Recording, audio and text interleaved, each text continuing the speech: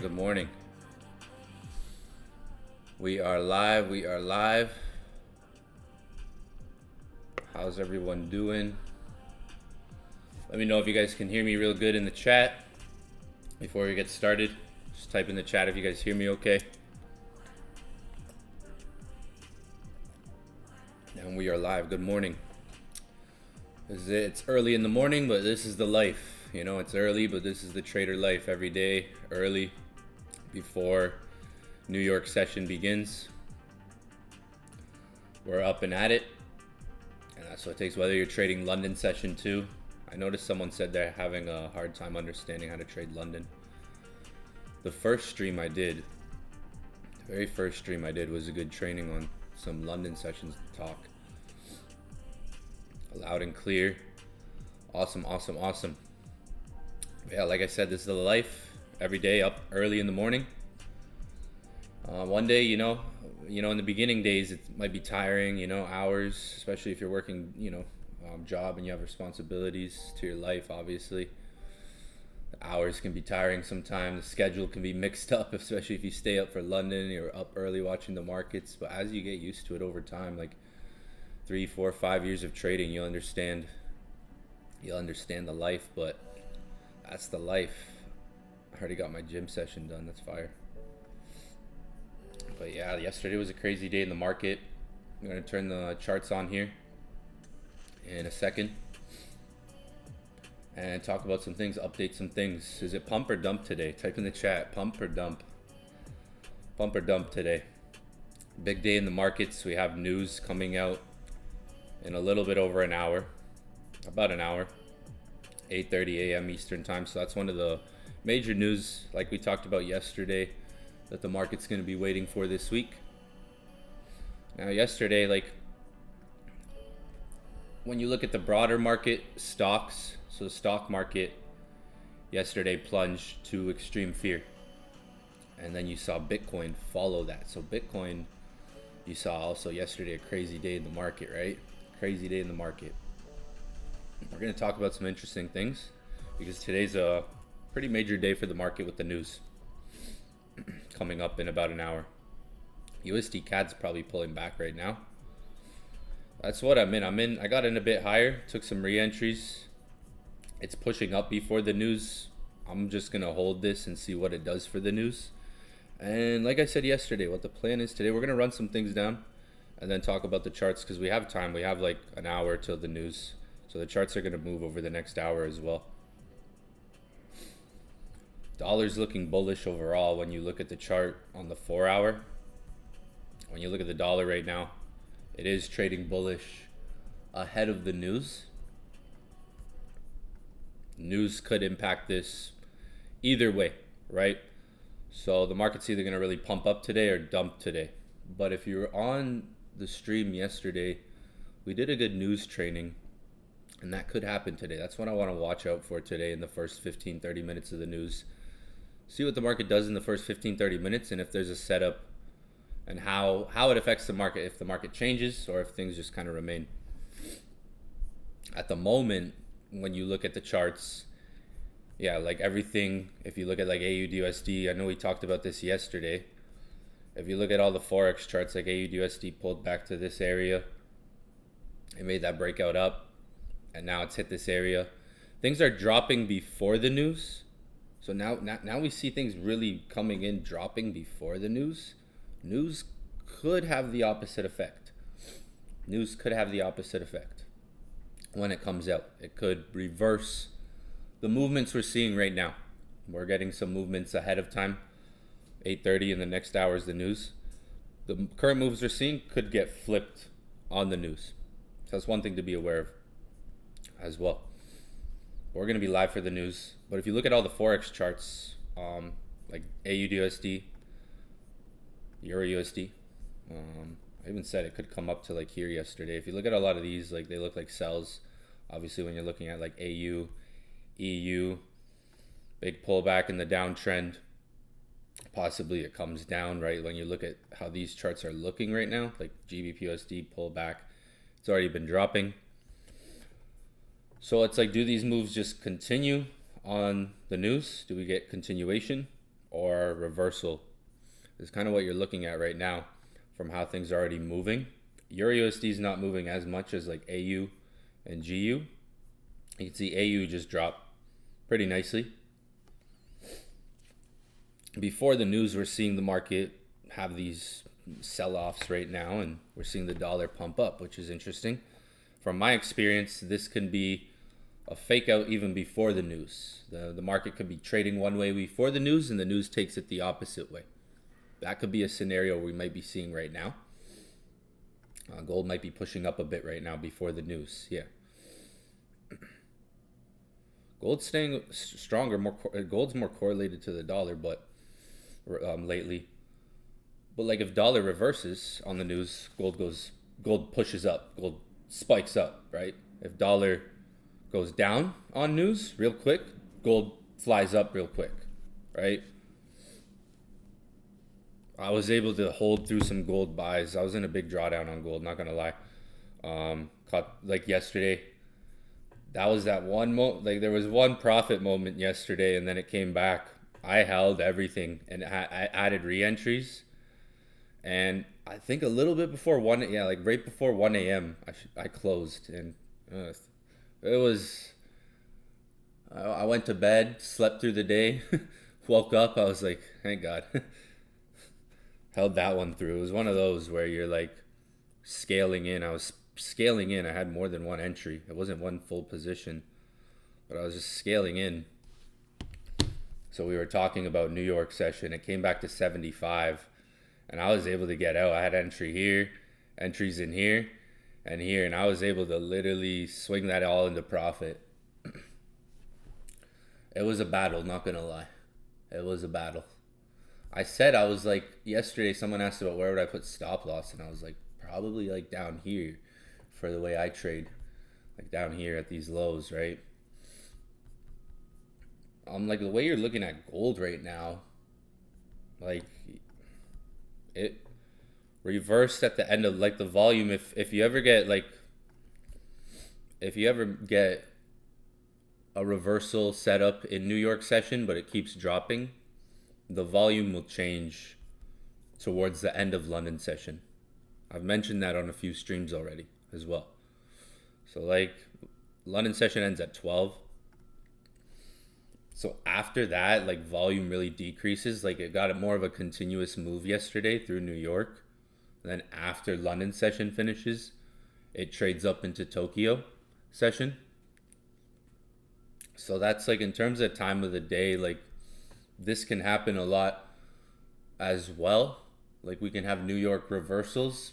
New York is still in here, right? New York, when London session finishes, New York is still operating. But New York reversals can often happen. They can be scalping. It didn't stick yesterday. Like the move we were looking for in New York didn't stick. We were looking for upside yesterday. The key level right now, like a lot of you guys are asking, is 75. I even mentioned it on the stream yesterday. It's gonna have a hard time breaking that 75. If you're on, was anybody on yesterday's stream?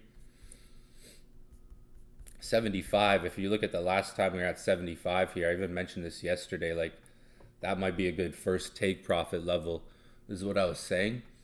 If we can get to there, that's a hard level to break right now. You can see, but the market has gone above that. But you can see we're kind of trading like here. We came up to 75. So 75 is a quarter, right?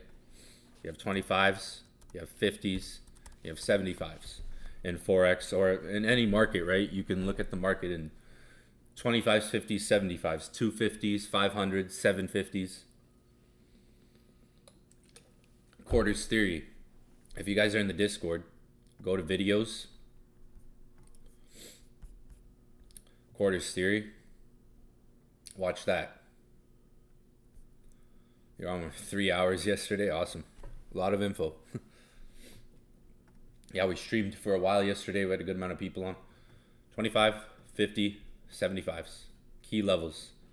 Key weekly and monthly levels. All right, these are key weekly and monthly levels to be aware of. Okay? Yeah, I opened a chat in the Discord. Everyone was asking. So if you're in the Discord, I made a chat. I made the DGen chat. I'm going to make another chat.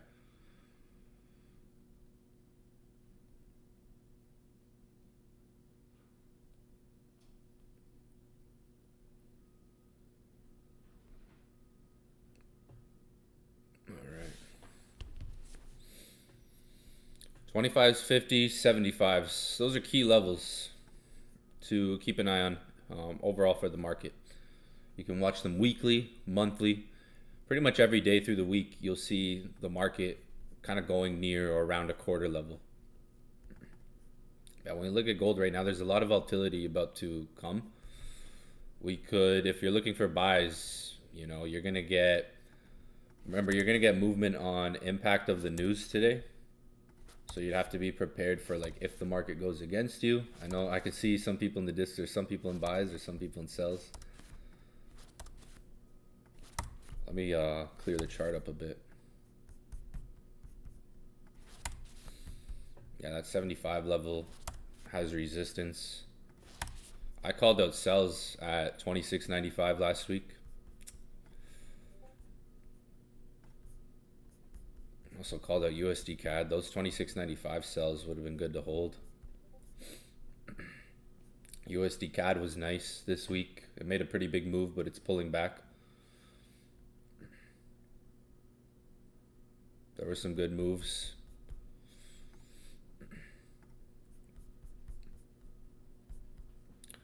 Well, if I'm looking for buys, personally, I like to let the market dump on the news. Like if I want to buy setup, I'm like, okay. I don't want to be in before the news, personally. Right.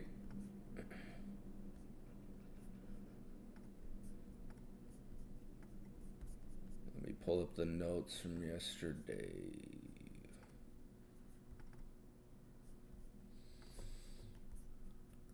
Yeah, me personally, I've been trading 10 years, so the amount of times I've been in before the news, I've had a big day. One of my biggest days was literally being like having like 8 lots on gold before the news. And it was like a CPI event. Market ran like 300 pips. But you have a high impact coming out like we've been talking about. So what I like to do is wait for that news candle to come out. Because pretty much is what you're going to get today is one of these candles. Or like one of these wicks down or big candle down.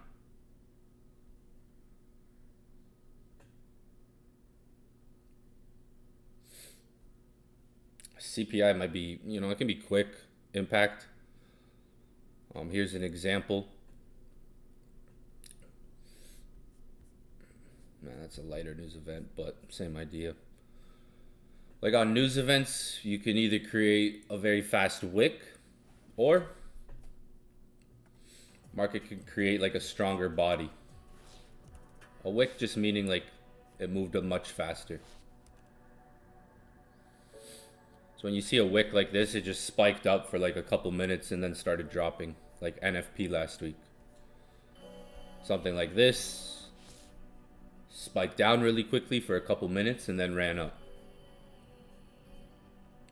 Something like this stayed longer. You can see this is more of a more body on the candlestick. So this ran for like 15-30 minutes, or no, actually 30 minutes, because the next candle went up a bit too. And then the rest of the morning just tanked. So these are the like common situations I'm used to seeing on news events and kind of planning and preparing for when it comes to a news event. Like, okay, if the market does this, I could maybe look for this. Or if the market spikes up, I could maybe look for sells. Like that's how I like to usually play the news, because when you average it out, you have news events every single week that have high impact that can usually have this effect and this behavior. So today, tomorrow, and then even Thursday, you have 3 major news events just this week that you're probably going to see a scenario like this, where again we'll probably see a scenario like this today. We saw it on NFP. Scenario where the market spikes up for the first 15-30 minutes of the news event. After that first 15-30 minutes, you get an opposite trend, or you go in that trending direction. If you look at this looked like sells at the time because it was at like a resistance, but the news took it up and then dumped. So with 3 major news this week, you have one today, you have one tomorrow, and then Thursday. 3 days in a row, you have 3 major news events, right? That's what you can be looking at this week. That's what you can be anticipating, right? Where, okay, watch the candle for the first 15-30 minutes, see if we get a reversal in that time frame. If you watch this for a year, remember this is just this week. We got 3 major news events this week we could prepare or look at this for. When you're paying attention to this every month, every week, you see a lot more of it. It happens all over time. It happened literally on Friday. Friday's market here. That was news on NFP. It was really quick. It created a wick. So see how there's a really big wick that was made here. And then shortly after, the market just runs up higher.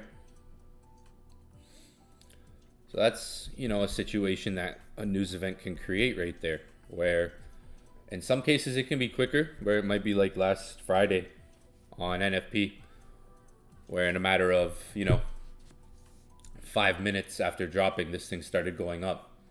That's like something like this, where there's a wick, right? Something like this down here, right here, where the market spikes up.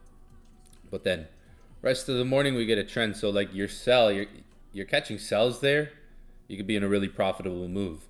Or if you're catching buys on this wick, you could be a really profitable move for the morning.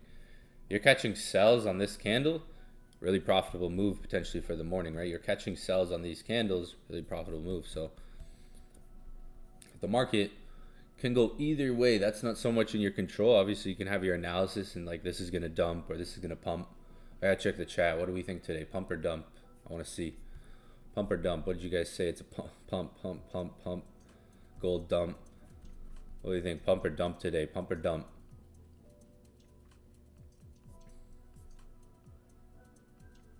So I like to look for the after. I like to see like two things. Like, okay, well, which side the market reacts on, but also how the news comes out. Was it more negative? Was it more positive for that USD? Like, also like to look at how does it react to the US dollar, right? How does USD react to the news in that first 15-30 minutes?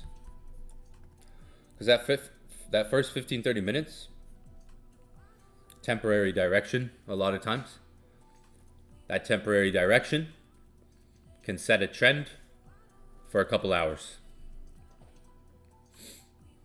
It's gonna go pump to dump, pump to dump, pump to dump.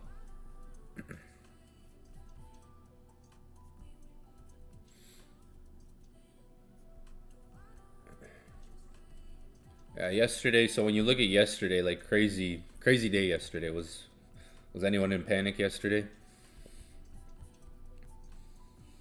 I was even like, whoa. When the stock market, when you're looking at crypto and assets, like the stock market hit extreme fear. So a lot of assets are tied, like Bitcoin is is an asset now, considered one. So if the stock market has like an extreme fear plunge, Bitcoin's gonna correlate. Usually, the broader market being like the stocks, the indices, right? Commodities, assets. So when you think about two things right now, like this, the S&P 500 is now trading below November 5th levels and has erased 2.5 trillion of a market cap in 4 weeks. This will probably turn around, right? Because when we look at extreme fear, anytime the markets are at extreme fear levels, this type of stuff is happening, and now we're back to where we were post-election. In the broader market, this could be something good for Bitcoin, especially for those of you Bitcoiners and your crypto people out there to pay attention to. The broader market, the stocks, how they're performing. Because if you see the stocks, and if you start to see stocks and the broader market have a really good recovery, Bitcoin will follow. And then what follows Bitcoin? All your altcoins and such, right? So there was a lot of news yesterday, a lot of stuff going on, like classic FUD. If you don't know what FUD means, fear, uncertainty, and doubt. So JP Morgan labels Bitcoin on. He was on the news on television getting interviewed. Labels Bitcoin as a Ponzi scheme. Classic FUD things. Meanwhile, Jerome Powell calls it digital gold, right? Everything's on sale. Meanwhile, so you have JP Morgan CEO. Meanwhile, meanwhile they're buying crypto and they're talking good about XRP ETFs. Meanwhile, this guy calls it digital gold. So this could be just like the last shakeout, like this week going into inauguration. Probably the last shakeout before we go into like the February-March run. Exactly. Like someone said in the chat, they wanted to go down. Like, what a perfect way to create a buy scenario, because if you look at yesterday, with all the panic in the market yesterday, MicroStrategy bought 243 million worth of Bitcoin. Selmer Scientific added to 23 million. These are some big numbers we're seeing while the market's panicking. BlackRock launched its spot ETF in Canada. Canada already has ETFs, but BlackRock going into Canada. And then a Hong Kong-based Mingxing Group just bought 500 Bitcoin. So like, while the panic yesterday, everything's going on, whales are still accumulating large amounts of Bitcoin. Whales are accumulating large amounts of Bitcoin. So when the broader market has a good recovery, then you'll see a lot of like Bitcoin really follow that. If that keeps up and that recovers, then you'll see more recovery on Bitcoin. But what I think is really, we're in the final kind of shakeout stages for the market right now. I think we're kind of in those final shakeout stages. Before we go into February, March run, when we look at previous cycles, we can obviously see January 5th, everything's lining up like it has in the past. So this dip was expected, and can it go lower? Is there one more shakeout? That could happen, right? Look what just happened yesterday. Maybe there's one more shakeout in the market. Who knows? But there's a lot of stuff happening while the overall market's panicking. We're even dropping back down, which is something we like to see. Again, this is good. It's not at fear like the stock market. You can see the stock market at fear. So we'll close this off. Not to mention Gary Gensler. Also, he resigns in like the next week. So that's going to be some big news as well that hits the market when that hits. When he's resigned, by the news, probably situation, especially with all the ETF news rolling out the week after he resigns. Trump as well. We talked about this yesterday. This is big for XRP because when you look at XRP's price action lately, it's honestly been holding pretty strong. I don't know if any of you guys are holding XRP. I'm holding a big amount, so I'm really paying attention to this stuff because I have a lot of this coin. I have a lot of coins, so a lot of these coins I'm really watching. If you look at XRP, it's holding strong, and Trump and the CEO, just met. They're like boys. They just had dinner, so that's pretty big news as well. And when you look at the price action on XRP, it's actually holding pretty strong right now. Like, a lot of the market has been dropping more than I would like, based on how much the market, my experience in crypto, the dip and the panic and everything we just seen in the market, this held itself pretty strong compared to how a lot of other things really dropped and bled out, I would say. Like when you look at even major coins and alternative coins, XRP is holding up pretty strong, almost like it's setting up for a breakout, possibly after next week, after January 20th. That's the key day next week to really be paying attention to, right? After the inauguration, the weeks after that, we're expecting the overall market to go up, so I would keep an eye on that. We've talked about that on some streams. So a lot of news lately. We'll cover more crypto news on tonight's stream. I forgot we were live Tuesday, Wednesday, Thursday. I'm gonna have to add Monday to the schedule. I wasn't live last night, but we'll cover more crypto news tonight when the market's a bit slower, because I know we got news coming soon. So I want to look at the charts in a little bit here. But yeah, pay attention to January 20th. There could be, we saw some crazy manipulation yesterday. We're pretty much, like I said, there could be maybe, we're in that shakeout stage right now. So what do I mean by that? What do I mean by shakeout stage is this. We're pretty much in this stage right now. Oops.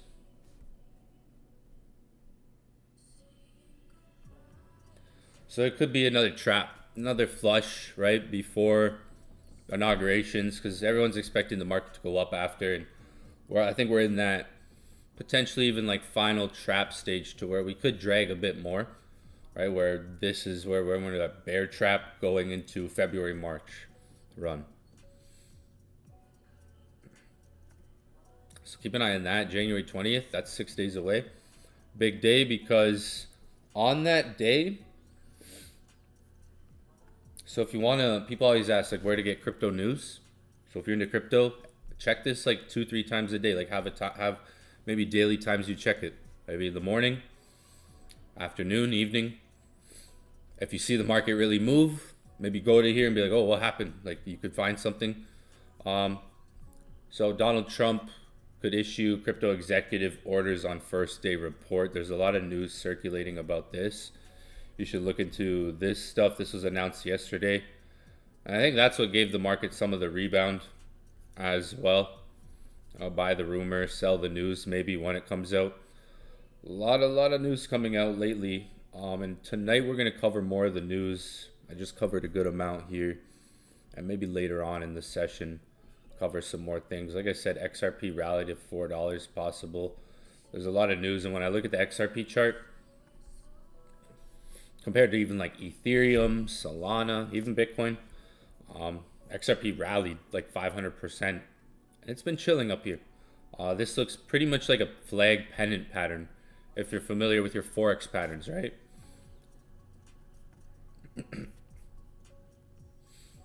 So this could be setting up for like that breakout, possibly.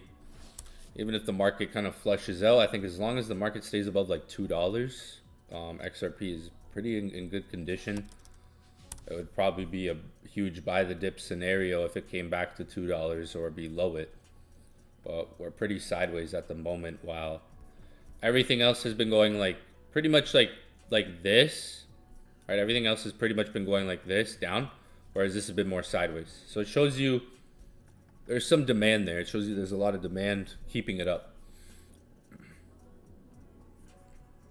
While the overall crypto has, kind of sprung back. Bitcoin, even this is looking good now. It came back to 90. If it holds above 90, if you're looking to trade it, would have been nice if this tried to come back here after this price action. It would have been nice to get a movement back into this range. So like with the news today, I'd want to see it dump. If I'm looking for buys, I'd want to see it dump around 90 if I was looking for buys on Bitcoin. Aggressive buys would be above 95 right now. So key levels on Bitcoin would be pretty much like every $5,000 or every $2,500 would be some key levels to mark on Bitcoin.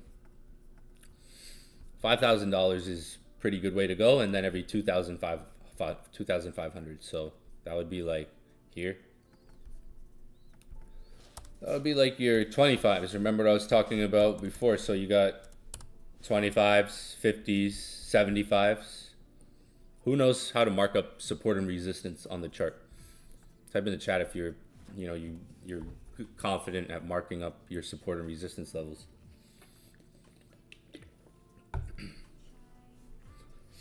If you're looking at Bitcoin, you can use price, right? You can use the whole numbers. So numbers like 90,000, or you can see here, I'll just put 3 for now. Let's just put the 3 and go to the 4 hour.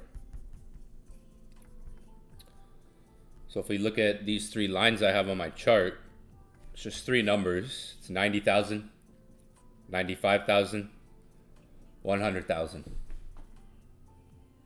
So if you're not so up to grips with support and resistance, this is one thing that can help you, is marking out whole numbers. For instance, 100,000, that's a very psychological number. Right, that's a whole number. There's a lot of psychology to that number, right? When you think about it. It was once, it's like 1,000, 10,000, $100, right? It's like one of those levels. 20,000, 30,000, 40,000, 50,000, 60,000, 70. It's a psychological price. Same goes for 95,000, because that's in the middle. That has a 5 in it. So that's like a halfway distance.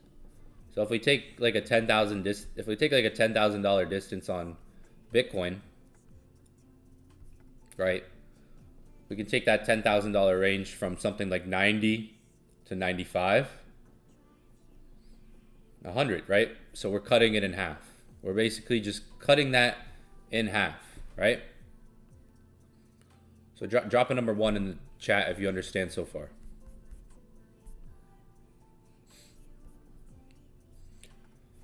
That's an easy way to start, right? So when we're looking at the chart, it's like where might I be wanting to look for buys, or where is the market more likely to buy? You know, if I look to the left, does it really react off of 95,000? Like, is there buys off of 95,000? Like here, there's some buys, but not so much. When it breaks above 95, it can go up. I can see to the left here, right? There's not so much buys. There's some demand above it. It can stay above it, but if you look below 95, closer to 90, you're getting buys underneath it. So aggressive would be like looking for 95 to hold. Right, but what you can do now is cut, you know, we can cut the zones in half, right? You can now use the 2500s, right? So we got 90,000. Aren't those called institutional levels? Pretty much. Psychological whole numbers. It's just marking whole prices. Institutional levels, yeah. You could consider it like that. Why? Because these are areas where people are going to be putting buy orders, buy limits. Buy limits are going to be resting here around these orders, stop loss orders. There's going to be more demand and supply, you know, around these areas, more sentiment. So when you go 90,000 to 92,500, I'll move over a bit so you guys can see here the price. Here, I'll take the camera off for a bit. There we go.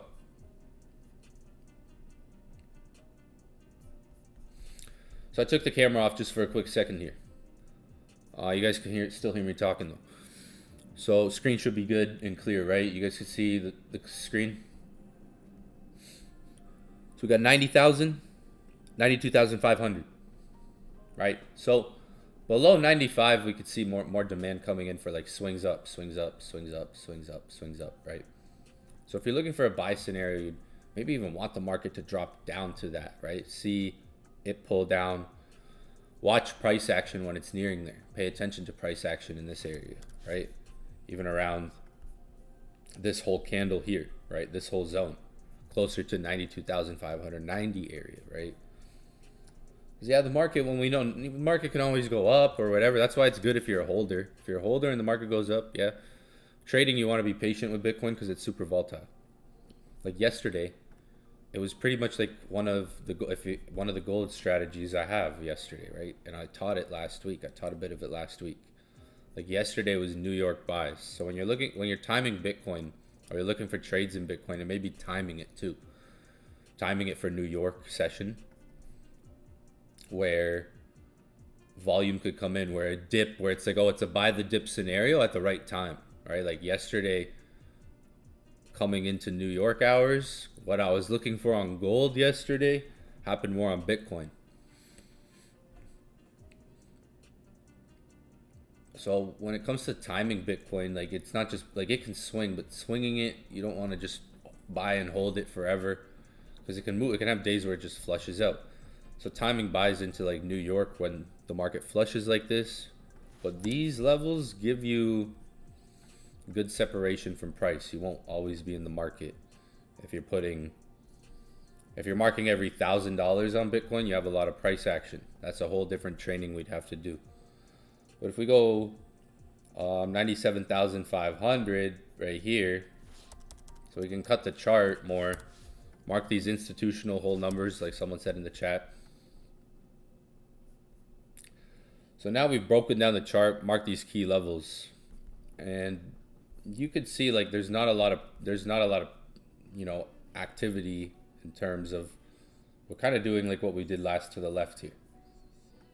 But we could see market can go down or break above this level. So break above it, retest it, continuation. Or from what we can see to the left, price is likely to come down from this level to form a buy, a dump to pump. So it could be on Bitcoin, a dump to pump it, potentially setting up. Or if you look left, maybe a play like this where you have price action just break above, a lot of demand comes in and it holds above this level. But from what I see on the chart, what I think is it's a possible drop down 95. That would happen pretty quick with the news potentially. Possible dump to pump up. If you're looking at Bitcoin today, it could flush out on the news. News, look at Ethereum even coming back. 3,000's holding on Ethereum. If you're into Ethereum, 3,000's the level it really needs to hold for the rest of the month. Could go a bit below that. So if we look at ETH, put a level, same thing. So we can do the same thing on Ethereum. We can go $3,000. We're not going to put every $10,000. So we're not going to put every $10,000 on Ethereum. In Ethereum, we can put like $1,000 levels, or because we go 3,000 to 4,000. So on ETH, we do it different. So we can go 3,000, 4,000, and 2,000 down here.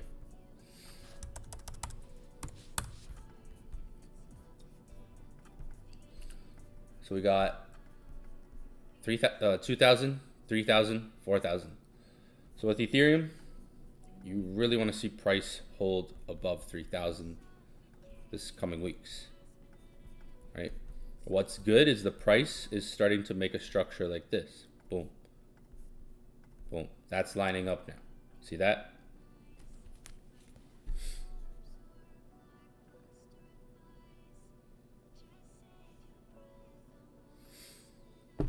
I don't know if you can see that counter trend line.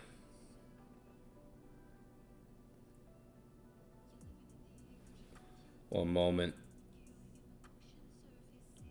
Tap in, tap in, tap in. Share the link if you can too, guys. We're going to be on, we'll probably be on for like another 2 hours, to be honest. We're going to watch the news. We'll be on for a bit. Damn, I saw some people caught I saw someone caught USDCAD in the chat. USDCAD was clean. I got to look at that right now. We got news in like 40 minutes.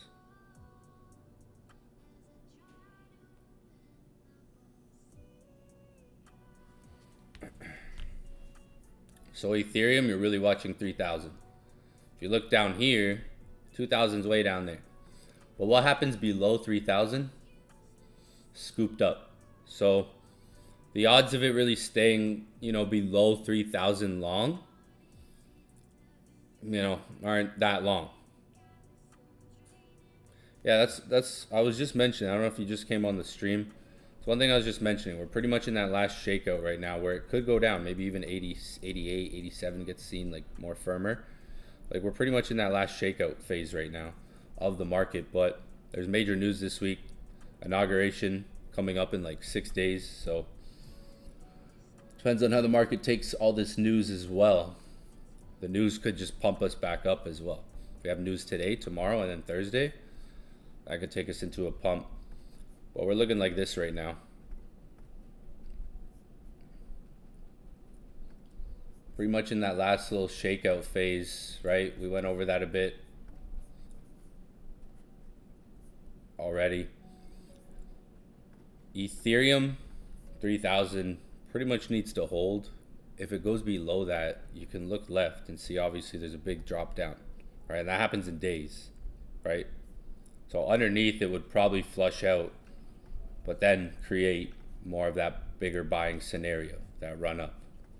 At 3,000 is being tested kind of firmly. Below 3,000. Right now we're testing 3,000, so we're testing it. Right, below 3,000 offers buys, right? And especially into the season we're going for. Right now we're testing that $3,000 level, like pushing towards it, down, potentially run up later on. This is what's setting up longer term on the chart. Right, you can see this whole accumulation here in the market. Spent some good time there, that whole accumulation there. So what you're getting right now is accumulation here, right? You broke above that and now you're retesting it, right? And then long term you're gonna get this breakout more likely.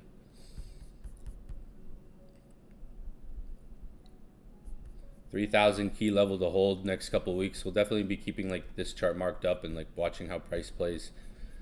But you could see how it reacted off of 3,000. So that's where you'd be wanting price to come. Like if you're looking for buys, you're not going to buy here because you'd be wanting to go closer to that demand, where the demand is in the market. You can see buyers stepped in at 3,000. So if I was trying to buy again on this, if I was looking for a good buy setup, I'd want to see if we could come closer to 3,000 or even like 3,100, right? Closer to that area, because that's where I could see more of the volume of buyers came in. That's where it's more likely to have that similar reaction if I was looking to trade it. Similar to Bitcoin, like Bitcoin, a lot of volume we can see started here around 90, right over here. So if I was really looking for a buying scenario on that, I'd want to see the market come back down to there. And that's where it's more likely to react off of, is where it had that volume come in, where there's more demand. Let's go to the Forex charts. I'm in UCAD cells.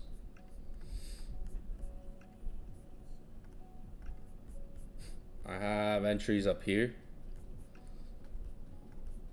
Hopefully this dumps on the news, but could spike up. Went over USDCAD, so we went over that already like Friday. Hope some of you guys caught it. We went over that. I could have got a way better entry and went way heavier on it. Yeah, right here.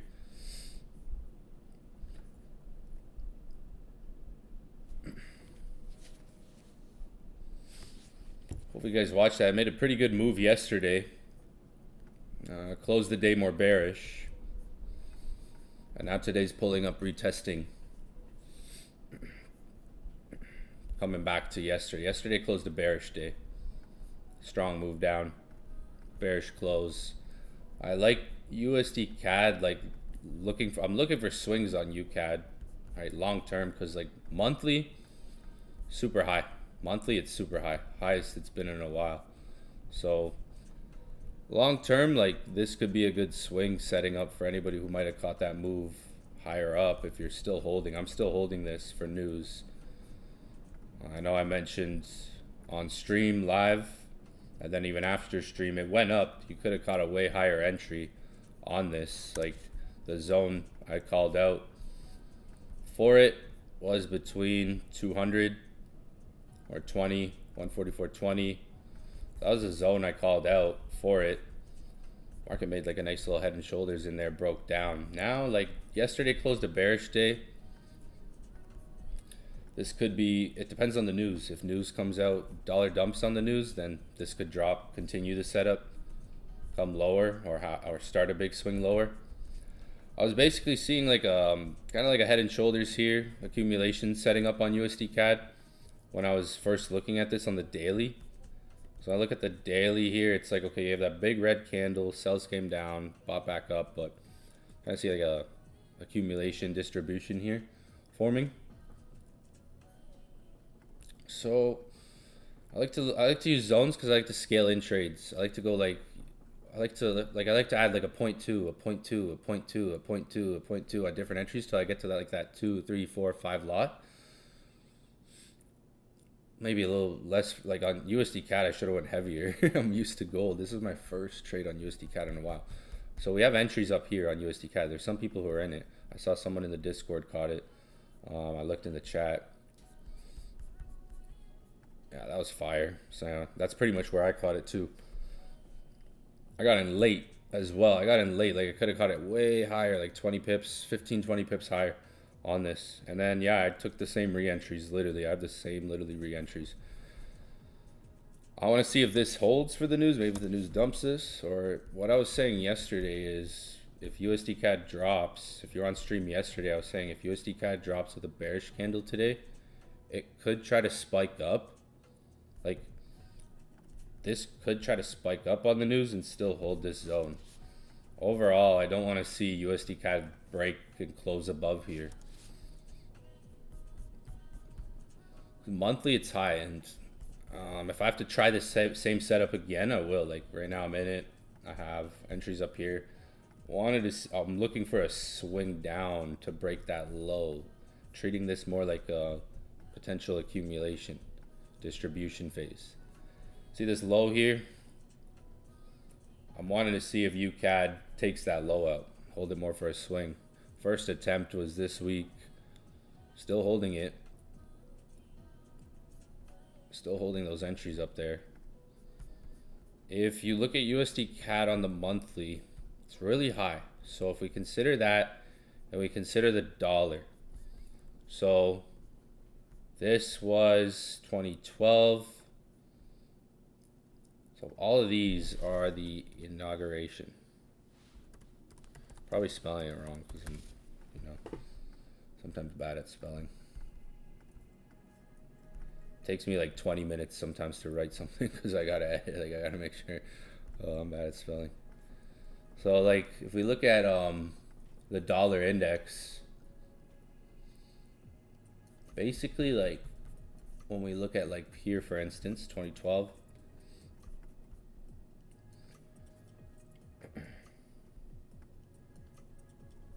so dollars having, like when you look at the dollar here, so in terms of inauguration coming up 6 days, how the dollar trades before it, something to recognize here, right? When you look at, let's say like 2012 or no, sorry, 2008, 2009, after bearish trend, pretty much like that year was more weaker. When you look at like the term after, going more bearish into it, bullish after. When you look at this is a good year right here, strength going into it, bearish after. This is a good one, weakness going into it, strength after. So this year we're getting strength going into the inauguration. So like you can see the dollar's higher than up to here. Eventually think we're gonna play like this, right? Something like this, right? Sell off. Or this.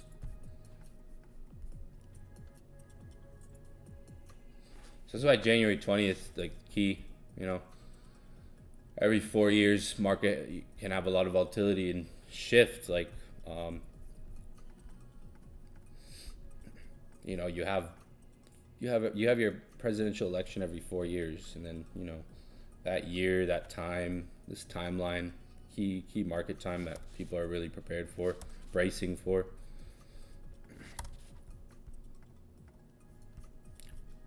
So I don't know if you guys can see the pattern here.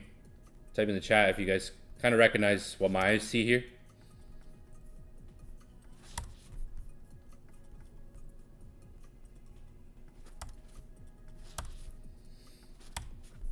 Let me know if you notice, if you kind of if you see sort of what I see here.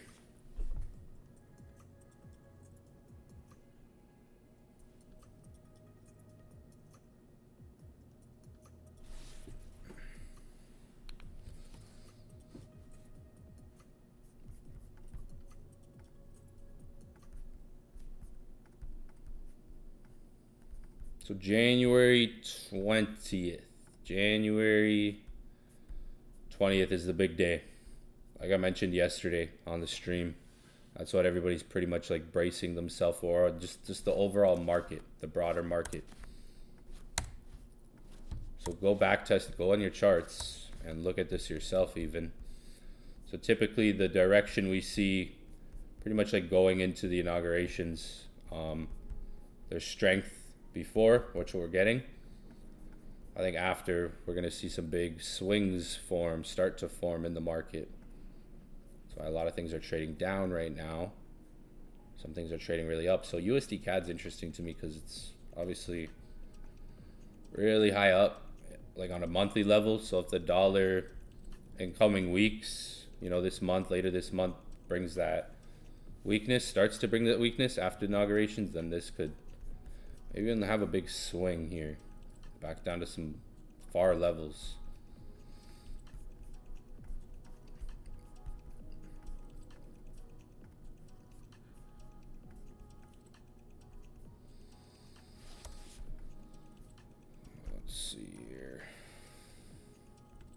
So you have to watch, like obviously there's high impact today and spikes up like so. Let's go over the news. What is it? 8:07 right now. Even if this spikes up, but it doesn't break this, like if it spikes up, forms a wick, it could still hold this zone. I'm in USDCAD sells. That's it. Gold can be pretty crazy to be in before news. Like currency pairs are a bit calmer, right? There can be a lot of after news moves with gold. We're pretty much gonna watch the market. What I do every news, like I've been doing this for years. And the times I don't do it are the times I usually regret not doing it. I'm like, man, why didn't I just follow the simple strategy I always do, or, the plan? So with gold, I like to watch for that news candle, I call it. I call it the news candle. Gold on every news, like, because with gold, once you understand gold, you can catch moves on it every other day. Like there's move to catch on gold without the news. In London session, pre-London session, London session and then pre-New York session, even going into New York. There's regular trading days where you can just have a simple setup and make money. News sometimes is noise that can get in the way of just normal setups. So like you don't need news to make money. What I do for the news is try to plan more around it. Like, okay, I'm waiting for the news candle. If I get a good news candle, because I'm so used to seeing them now, when you've been trading and on the charts for 10 years, and I learned this probably like 4 years into my trading, started watching and paying attention to this about 4 years into my trading. So when you've seen something like this for so long, it repeats itself, right? You get better at recognizing the moments as well. It's not just like guessing at times. It can be more second nature. You get more comfortable with it as well. In the beginning, it might seem kind of aggressive if you're a new trader. Like, whoa, like you're buying when the news spikes down. Like, yeah, it might seem kind of aggressive as like a new trader in the beginning. If you're, looking at like selling on the news candle. But once you see it enough times, once you see the news candle enough times, you see it 100 times, you see it hundreds of times, you'll get more comfortable with it. You'll get way more comfortable with it. All right. And I've made some good trades off of the news candle, made some good money, made some good trades, good decisions that I'm planned around, not random. Not like, okay, I'm guessing, like I'm just going to buy if the market goes up or I think the market's going to dump. It's more like, okay, more planning around it, more acting in the moment. GJ, I haven't looked at that. I'm probably going to be looking at way more Forex pairs now, but I usually like to look at the daily chart for Forex pairs because I like to scalp gold and day trade gold, right? I like to scalp gold and day trade gold because it's volatility. And I have maybe like 3 or 4 good daily strategies with gold, right? And blueprints with gold. Currency pairs, I don't scalp and day trade. I'll mainly look at them like on the daily time frame when I'm like, okay, I see a nice daily trend reversal, daily market structure shift, a pattern on the daily, a daily trend, or the 4 hour, like a good 4 hour closing candle. Like if you look at the resistance here, you have like a shooting star formation here. Go on my YouTube, there's a video about the shooting star and pin bar. If you look even up here, you have a nice kind of almost like an inverted hammer. Some of those types of rejection candles are what I like. Here's another shooting star right there. Like spotting clear, more obvious rejection candles in the market. But when it comes to currency pairs, 4 hour and daily, like I'm not looking at currency pairs on a 5-minute chart or even a 15-minute chart or even like a 1-minute chart like I do on gold. Currency pairs, I'll focus more on the daily 4 hour time frame. Maybe look for more swings, something I can hold. Go in with a heavier lot size, lower volatility.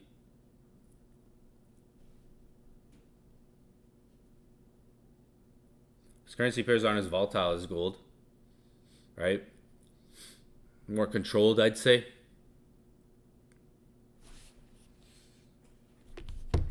Y'all need to chill, yo. Yeah, you see, this is the thing. It's great. Like, if you're taking a trade right now, there's no trade right now. So you got to chill. Gold's gonna do what it's gonna do. I'm not let gold come down or let gold go up. I'm not gonna trade gold right now. I'm gonna wait till after the news. I was in buys, survived those buys. Want to see what the dollar does first. I'm in UCAD. What you have here is looking more bullish. This piece looks more bullish. Like you want to push up here to me. This looks more like it wants to push up, like breakout upside. But there was down here, I remember a scenario. Where was it? Back in maybe October. Here. See this? This was a news event on October. Gold looked bullish. We were looking for buys. This is what the news did. Yeah, this is back in October. I remember this scenario. See this? That's your news wick, right? So you gotta be careful even on buys right now. Like on impact, to give you it. I've been doing this too long to, again, the strategy, my news strategy, on a day like today, it's sit on your hands. On a day like tomorrow, sit on your hands. Wait for the impact. Brace yourself. If you're in trades, hopefully they go right. This looks more, yeah, like more bullish to me. Like this high here, tried to break out. We made a nice low here. I would have wanted the market to come back to that low for a test, right? That's what the chart looks like on gold to me. What I see more right now, like obviously prices going down. We're correcting before the news down more. But this, when I break it down on the chart, looks a little bit more like it's trying to break out upside, right? Like that's what I see right now. But there's been scenarios where, again, we're expecting that, and then right away the market does something like this. I remember back in October, I was expecting gold to go up, and I ended up getting like stopped out. And this happened. We were like, news is coming up. We were looking at gold. Gold is up here, and then news flushed it out, and boom, dumped. A lot of people's biases changed. A lot of people started selling, and then it ended up reversing. So when you're looking for buys before the news, you got to be prepared for, okay, you could get this breakout potentially. Like you can see there's some liquidity here forming. Down here you accumulated on price. So it came back for that, took these lows here, and it literally tried to come back, like it tried to sweep up to go up from what I see. That's what I see on the chart currently. Now, most of the time I'm right, but there's sometimes I'm wrong with news situations. News can do anything. News can literally just, when you're trading for 10 years, you see a lot of things. You go through a lot of situations. So it's my intuition, defense. Most people want offense in the market, but you got to be defensive on days like today. You got defense and offense in trading, right? So for me, I'm not in gold. I was able to get out right here. Like I was able to get out on like here. I didn't hold it till there. I was able to get out here. So it was good because I had buys here and I had some buys here, and then my 75 entry was negative. Took a buy at 75 on gold. So I was literally able to get out here. So it held on a little longer, but chilling on gold. I would like, if I'm looking for buys today, I want to see a spike down on the news, right? Flush, bring price up, or maybe come attack this area, price go up.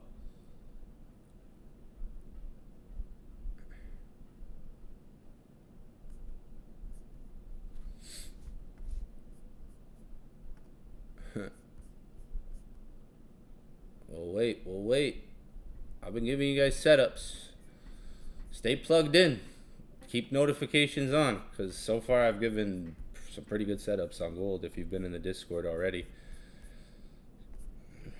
First setup was pretty snazzy. Buys. There's been some good setups already, so just stay plugged in. Keep the notifications on, because some of you guys have been missing some of these setups too. And the analysis, stay plugged in. even USDCAD, even I called out GBPUSD the other week. Now, there's no setup right now. You wait for the news. So this is, it's great to see the chat, because I used to be like that, and I've been teaching for a while.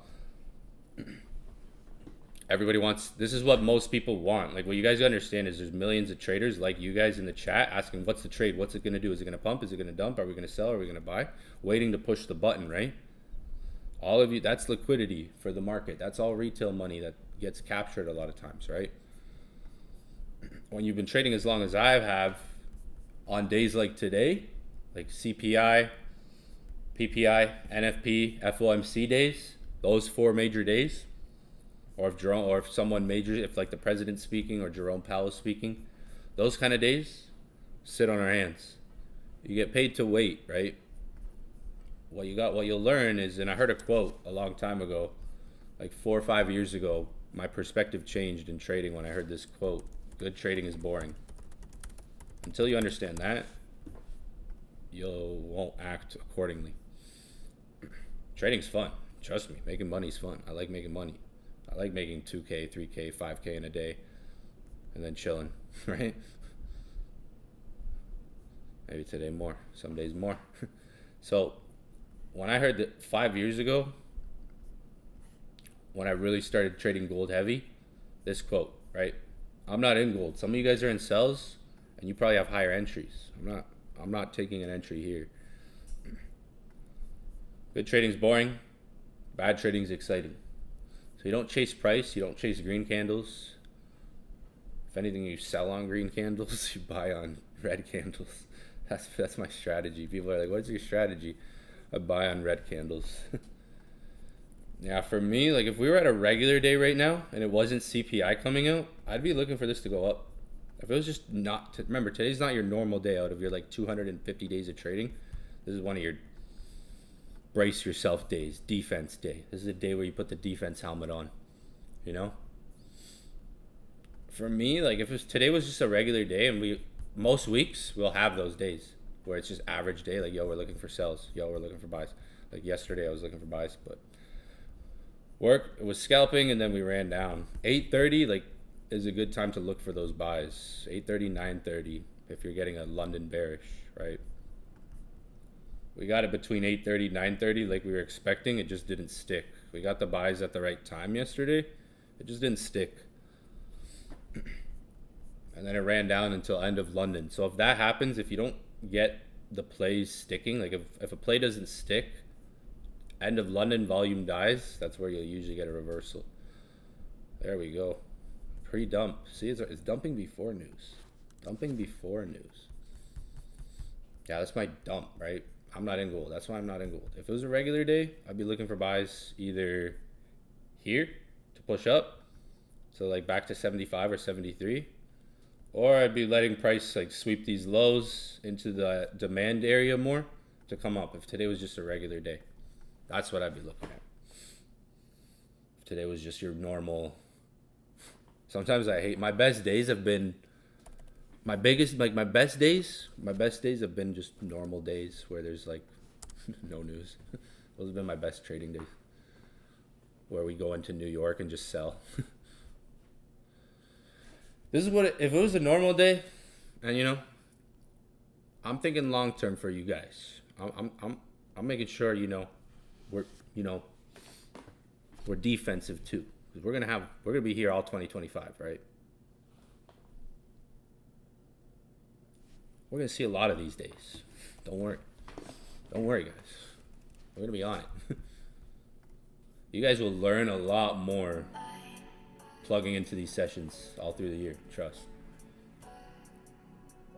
I bet. And if you plug in these sessions, it's January, March, April, May, June. If you plug until June, you'll learn a lot. Trust me. These good trading months are February, March, April, May, June, July, August. Those are like your best trading months. From March to basically like August, September, best trading months, I would say. November, December, January can be kind of like, because the market's setting up for like the year, can be kind of like not as much, like it can be different psychologically, especially for me because I've been trading so long.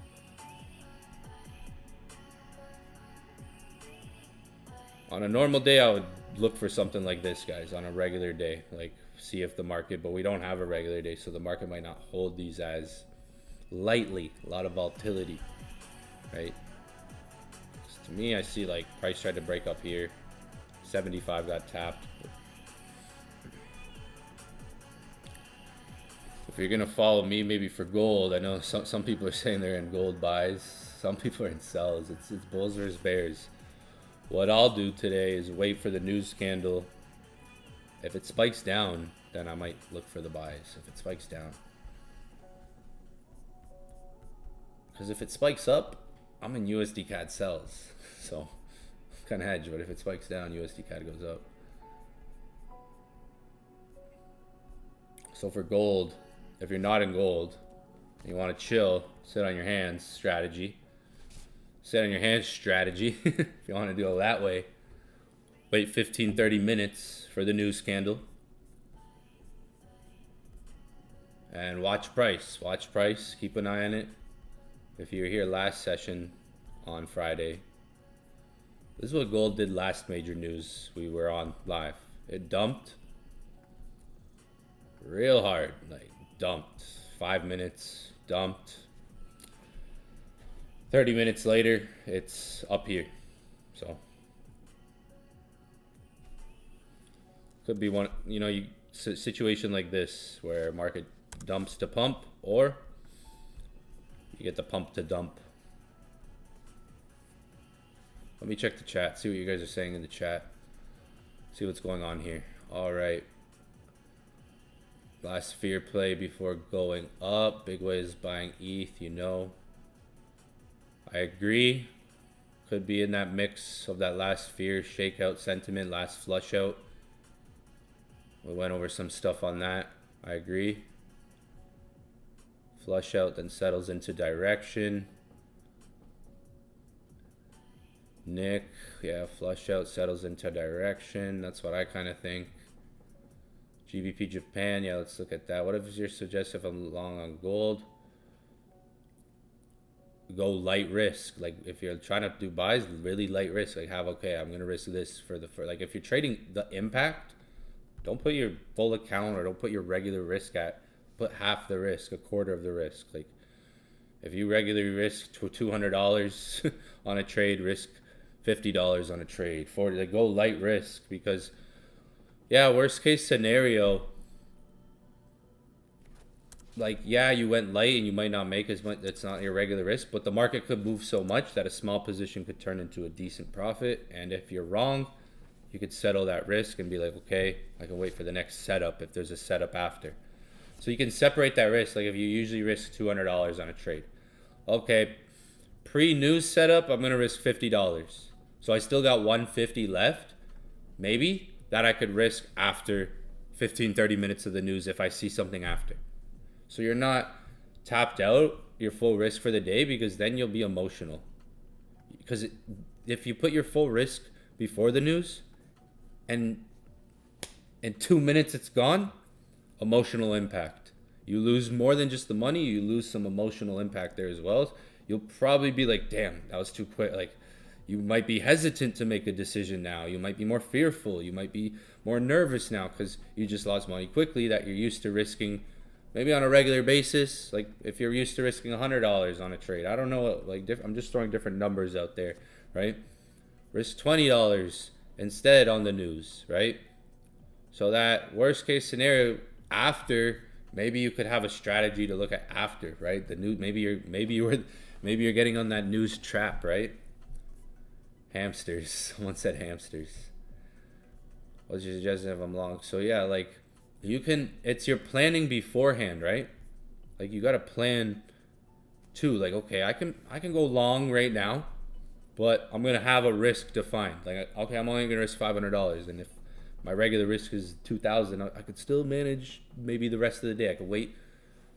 Okay, the L happened. Maybe wait 15-30 minutes, see if it's a news candle that I was liquidity on, right? Because that could be a scenario, right?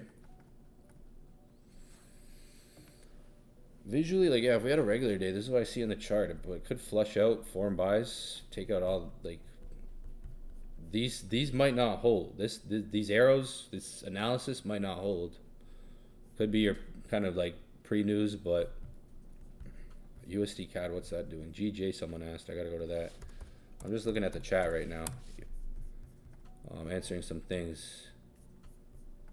Just reading what some of you guys are saying in the chat. Someone said hamsters. Yeah, you gotta be like little turtles.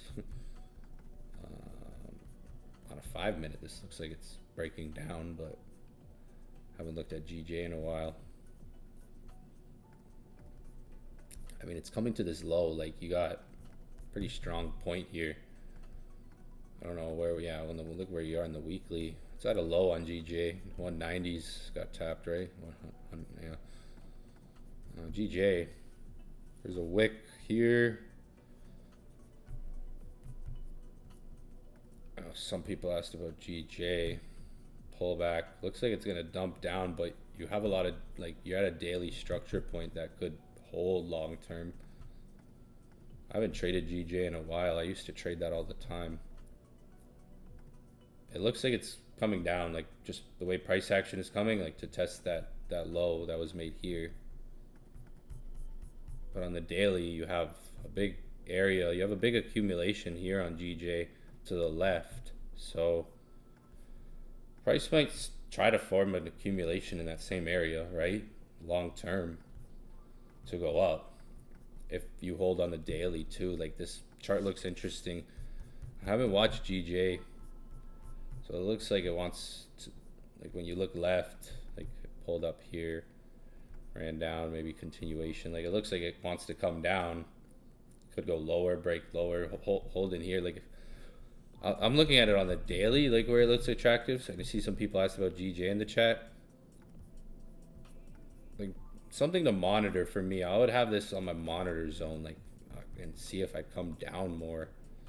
Get some price action. You had a big wick there, like a pin bar.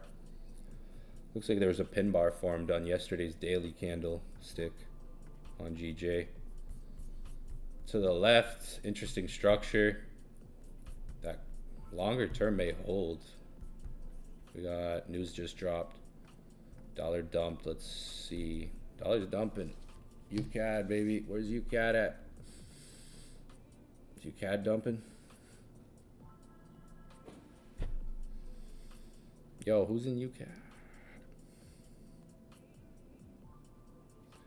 Oh, watch out. Like, see gold. If it was, I said gold. If it's a regular day, I see this. Yeah, I'd close. If you got in, if you took a buy on gold, I'd close that. Just close. I'd close. Pip and dip. That. See how the news came out. Dollar's reacting bearish, dumping. Nice. Now. It's only been 1 minute.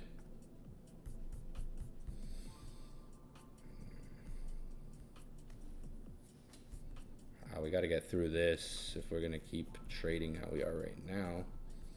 There goes gold. Pump.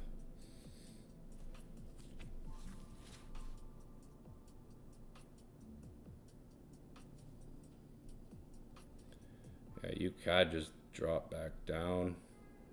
I'm in UCAD sells. I called that out in Discord. Gold's flying. There goes gold.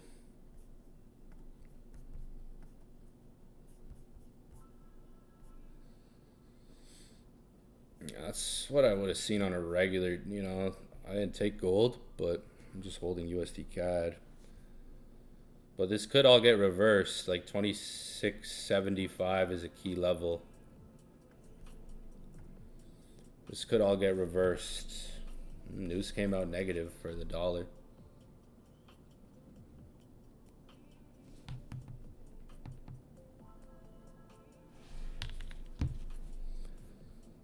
That was quite a push. Yeah, if you got that buy, it would be good to get out if you were in a gold buy.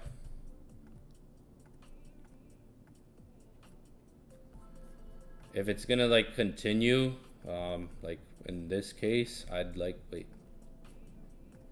If I was looking for continuations, I'd want it to come down and retest. If I was looking for other buy entries, like if you were in buys there, I'd close, wait for a pullback, continuation potentially.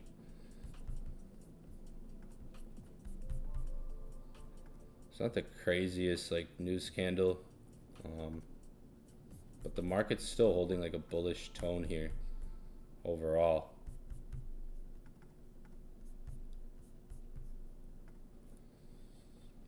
What'd Bitcoin do? Bitcoin pump. Bitcoin pump.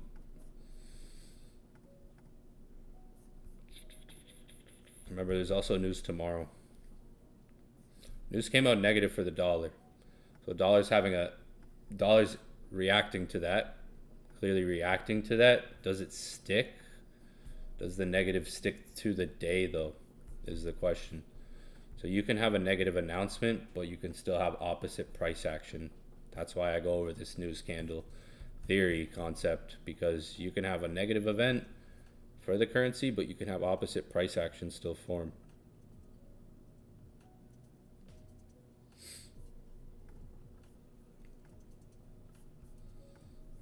Yeah, like gold will probably come down to literally retest where the news came out.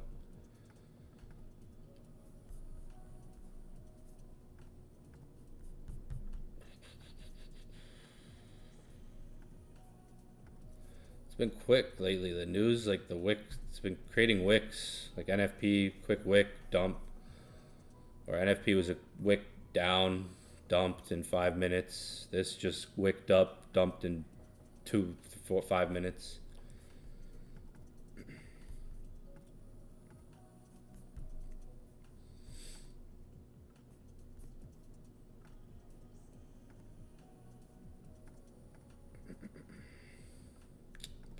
Didn't stick up there for 15 minutes. That was your news candle. That was quick. That was a quick fly up. If you're ever, that's why I say, if you're ever in before and it moves your direction, just get out, because it can quickly reverse. Man, why? Just like NFP. NFP will pump down quickly and then reverse. This pumped up quickly and then dumped.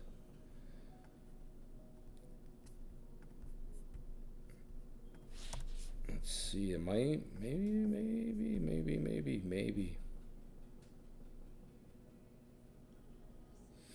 It's coming back to, it's literally already tested the news move. News came out negative. If you're looking to scalp gold, you'd want to see if it holds this area right now. If you're looking to scalp it, it would have to literally react on these like 1 minute, next 1 minute, 5 minute candles. If you're looking to scalp it here, it could potentially react in this zone now. Potentially could react. Scalping.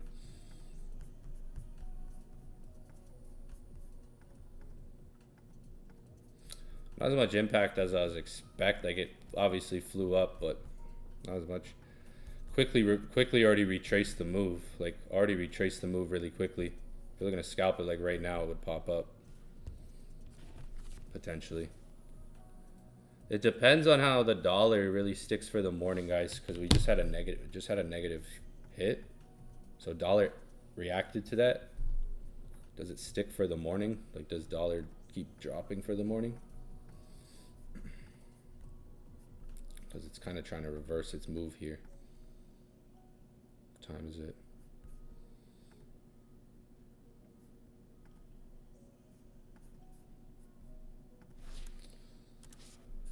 I wish it gave us more of a, yeah, that wick's huge. I wish it gave us more of a steadier direction, but what you're getting right now is news move up. Literally already retraced the news move. It could try to continue it or retrace that back if it holds this area around 26.65, 26.67. That's more aggressive. Like, it's only 6 minutes after the news. It's a bit more aggressive. It could potentially react there.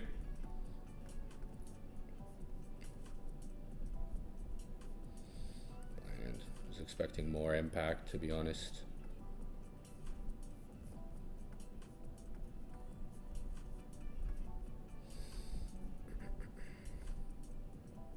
Doesn't like the way the dollars.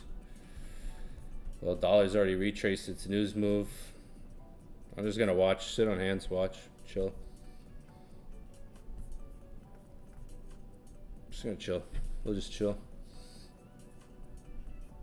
Retirement candles. 9:30. when that market opens, they'll also react to the news. Yeah, still holding this area.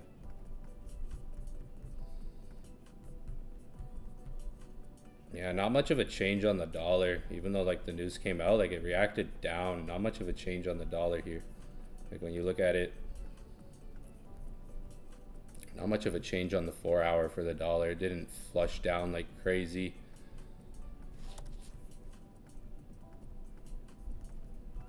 It wicked down. Now it's going opposite direction.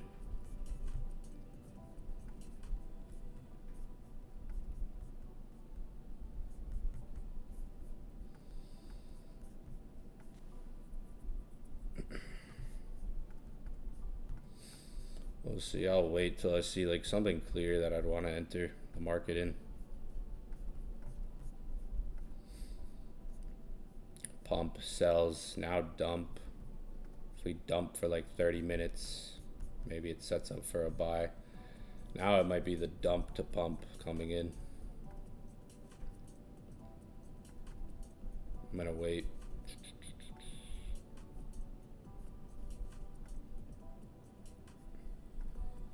Some people took buys before news. That would have been nice.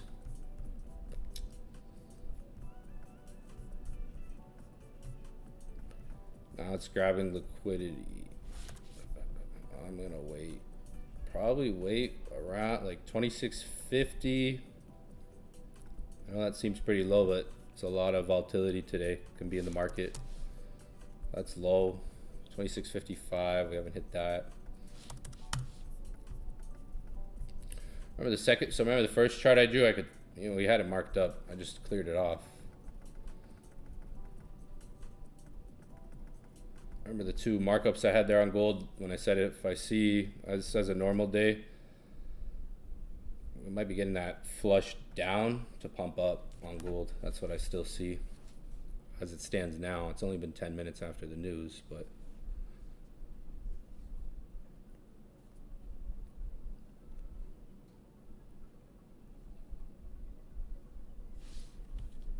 trying to find, just found liquidity on, but just pumped up, just took out sellers, now just took out buyers. So it's finding liquidity right now. Like it's maybe gonna play some ping pong and a lot of volatility till about 9:30. It's trying to reach for here, this area. 2655 is the closest whole number there that I would want to try to enter around 2660, 2665.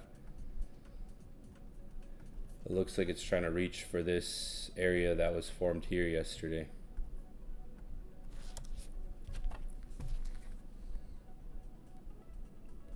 What indicator? I don't have, wait, I might just have moving averages on the chart. I'm not sure what indicator you're asking about. Moving averages probably just on the chart.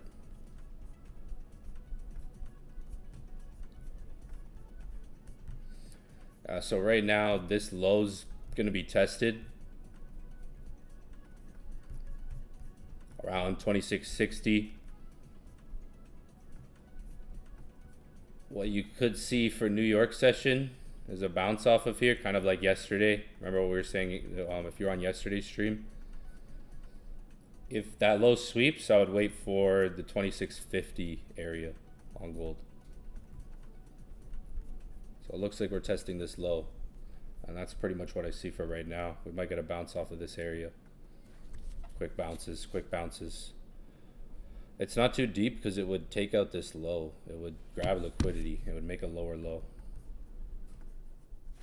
It would take out this low, so it would capture stuff. So right now it looks like it's trying to test that low for gold.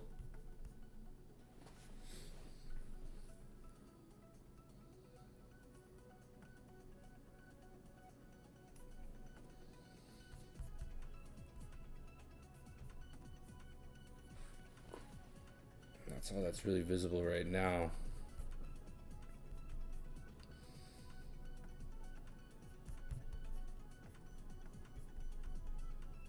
I wouldn't say 2650 is too deep because you have a pretty major day today. So there's a low here that's being tested.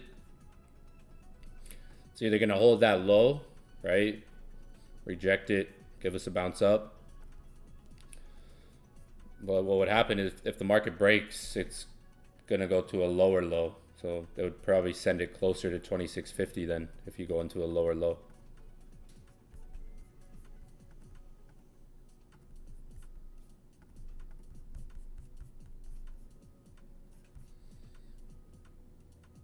Oh yeah, it just boxes. Yeah, it just kind of zones areas.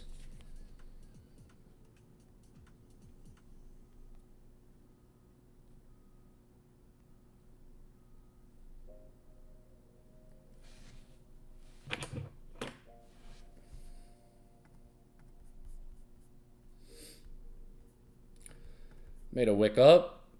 Now it's making a wick down. So the bears and bulls are kind of both in control here. It's testing this low.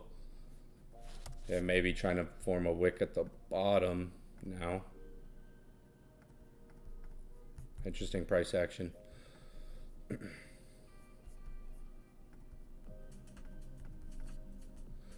Yeah, like usually I'll send my signals, markups in Discord. Like I've put like 5 or 6 so far. Like a lot of the signals I'll put in Discord as well.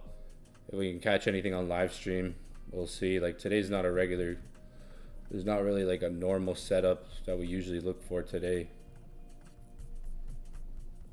It's just seeing how price action reacts here today. Those are the only 2 areas. I don't really see sells right now. Don't see sell setups. Would have been. That's why I said before the news, like you have to be quick sometimes, maybe a bit more aggressive type of a person to want to even try to trade the news or get used to seeing those types of scenarios. When I'm just locked in by myself watching the news, it's more natural, it's different.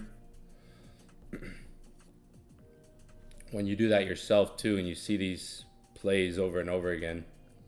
But that was fairly quick. That was quicker than I would have expected it to go up. Yeah, I thought we would have stayed up longer or stayed down longer. I was expecting a heavier impact.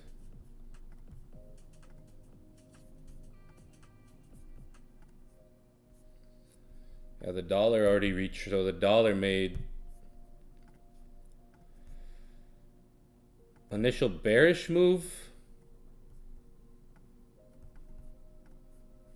pull back. If all of this price action would have to really stick bearish right now for it to really feed off of the news today. News was negative. Only problem is there's news tomorrow too. So does that come out positive tomorrow and then just flip the market back up? That's the thing with weeks like this, is when you have back to back like news events. You have one news event that could go negative, the next one goes positive, and it kind of just changes the market from day by day.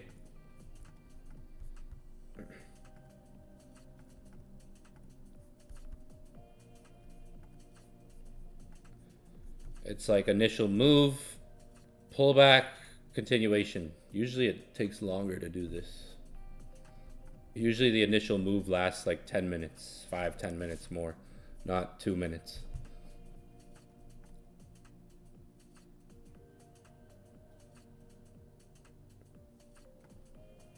If you haven't noticed, I'm streaming live on YouTube. That's about it, right? If you haven't noticed, I'm on live YouTube daily now. So this is where I'll be streaming. You can catch my videos too. There's a lot of videos on my channel, so subscribe if you're new, because I'm going to be here every day. If you're new, make sure you subscribe and join the Discord, because in the Discord is where I put my chart markups, which is kind of when, it could be any time where like I'm on my alone time locked in and I see a good signal. Those are where you, like in the Discord, you'll get fire signals every day or every other day. So I would just stay plugged in there as well and come to these lives to really learn and see if there's any live signals we can take advantage of. Negative news for the dollar, so maybe the market sticks with that. It's looking like it now. Market's flipping floppy right now, but let me show you a picture, for instance. Yeah, subscribe if you're new. to this because I'll be here live daily, and you don't want to miss any notifications in the Discord as well. Maybe something like this is happening with that big initial news reaction. So there's different ways to look at news. You can look at like, okay, initial move, retracement, continue of initial move.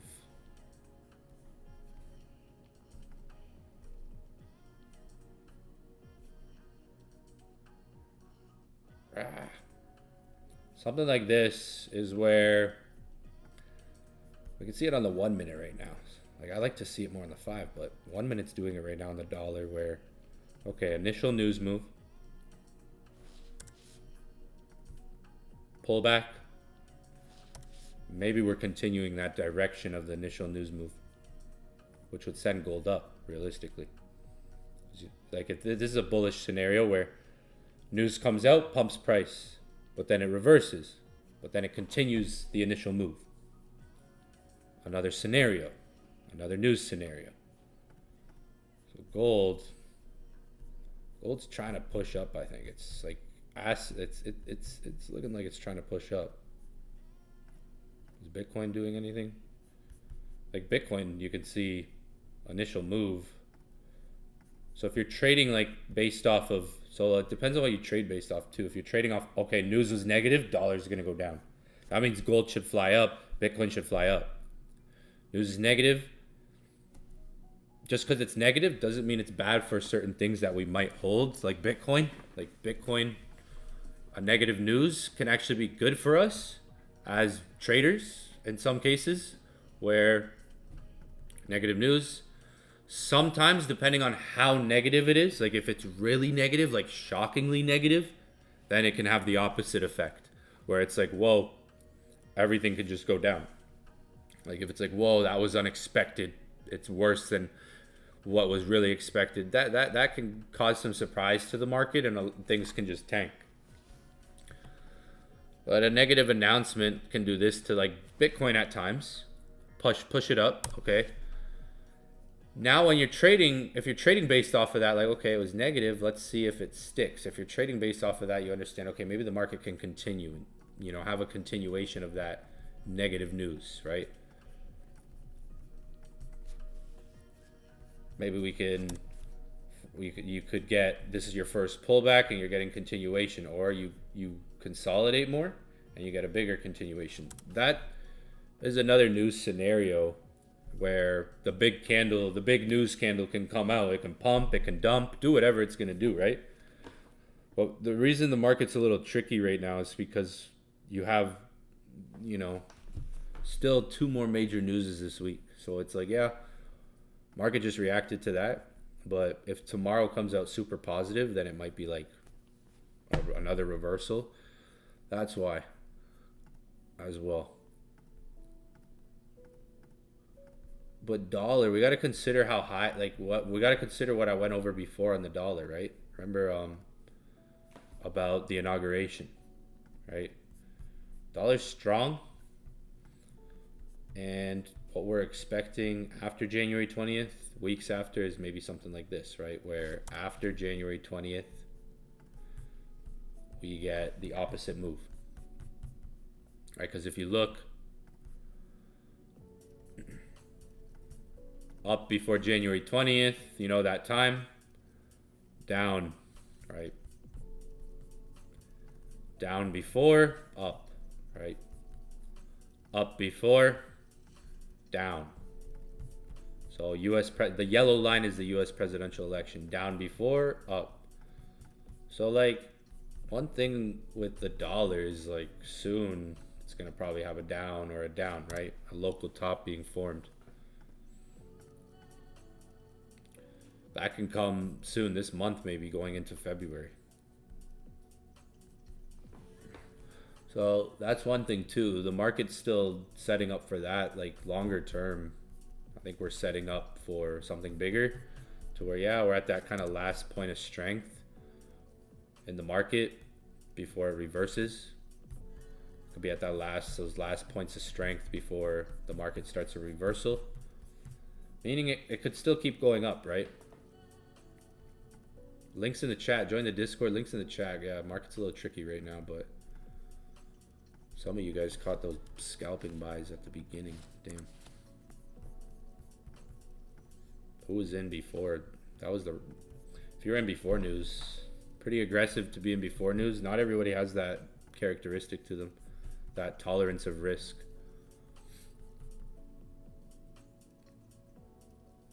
Yeah, it's not as clear, but I want to go back to this chart.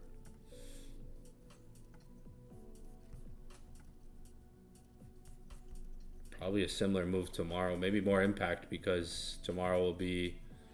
Today was the first news. Tomorrow will probably have more impact then, since today... Obviously up, down, like it's going fast, but I've seen CPI, PPI events rock the market like 300-400 pips. Like crazy reactions. Still looks like this chart, the white chart we got here, is kind of like holding, not a crazy reaction. It's testing the low. It couldn't break the low. It couldn't take out the highs, so it needs more volume to take out the highs. It needs more volume to take out the low, or more time.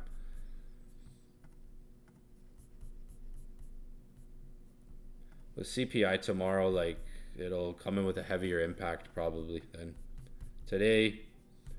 Market reacted, but you have New York in 30 minutes, 40 minutes, so that market might react as well to this.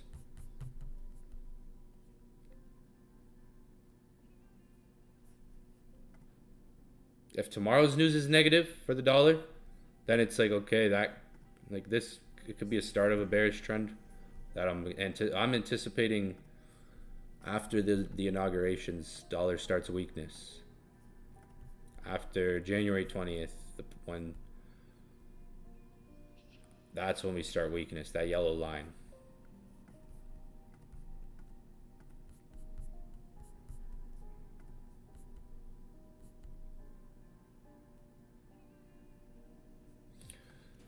So if you put a line at the inaugurations, you'll see what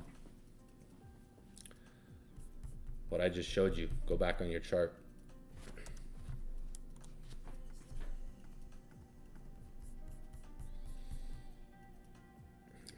Dollar looks ugly to me right now. I'm more bearish on the dollar. Like I want dollar sells personally. So I'm hunting for those more. I know we're in a stronger uptrend. I've been hunting for those more. That's why I was in USDCAD. Well, still am in USDCAD sells.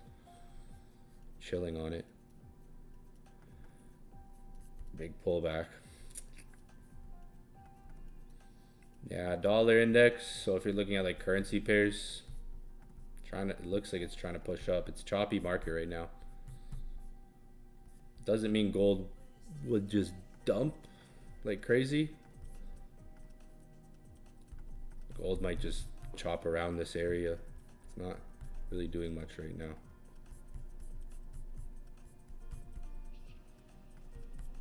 There we go, there's more volume. I'm chilling right now for gold.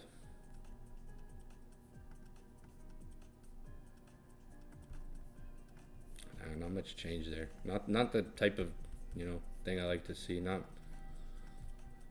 much. I don't see much right now.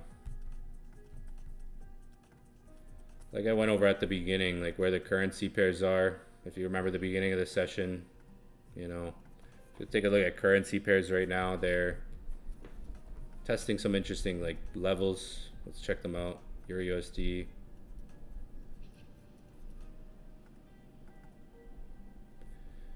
GU already came down. Like GBP USD has been dropping. It's weaker. It's testing this low. AUD/USD.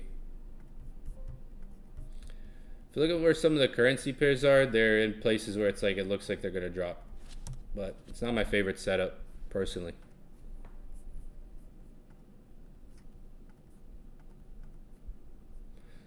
Like if you take a look at AU right now, it's at a previous like break and retest. If you're familiar with break and retest, like you have a previous support here to the left that the market broke underneath, right? And you've pulled back. Kind of goes against my USDCAD analysis and bias for this month. And now possibly you're seeing that previous support turn into resistance here on AUDUSD. So if you're someone who's looking at currency pairs, let's say you don't want to trade gold, gold might be kind of tricky right now to find a setup on. Currency pairs, you could see possible break and retest here on AUDUSD. Previous support broken, market pulls back. Maybe this is turning into resistance. When you break it down, it's rejecting that area a bit. Potentially could come down on based on the 4 hour. When you look at it on like a 4 hour, it looks pretty decent on a 4 hour time frame. So that might be like a small maybe trade to find today with like a stop loss above the high. Potentially it targets the low. That's where that's what the risk to reward could like factor in for a setup like this. And stop loss, you see the stop loss at this high. Entering, maybe looking for pullbacks on entries on the next 4 hour candle to where it could potentially drop. That's what AUDUSD shows. NY is between 8:30 and 9:30. Well, you have your Forex, so you have New York session 8:30, right? But then you have 9:30, your stock market opens, right? So the stock market at 9:30 can react to a lot of things, right? You got like between that 8:30, 9:30 window, because with Forex, right, you have all these like 8:30 newses, right? So it's an hour, like that hour from 8:30 to 9:30 is your crucial kind of NY time. I'd say between 8:30 and 8:30 and 9:30 is New York open. AUDUSD goes against what I'm looking at on USDCAD. Personally, it's pulled back a lot against this area. I'm in sells on USDCAD up here. It's pulling back right now. It could still react off of this zone, right? But AUDUSD, EURUSD, if you look at AUDUSD and you look at EURUSD, similar. So you look at AU could go down and give you maybe like over a 2-to-1 risk to reward if you come back to the low, right? If you're putting stop loss above the high, you come back to the low. To tighten it out a bit.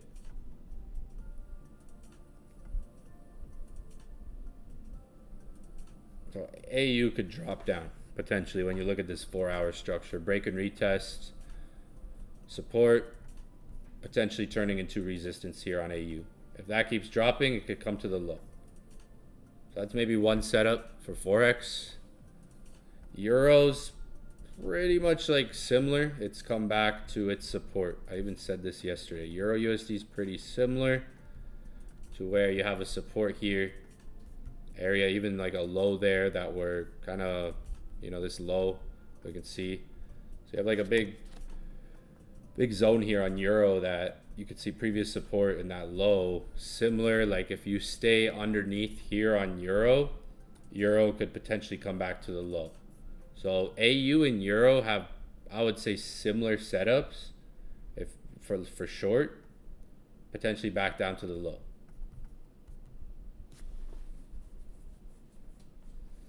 Euro USD is probably a better risk to reward, but AU can move faster at times, like weaker.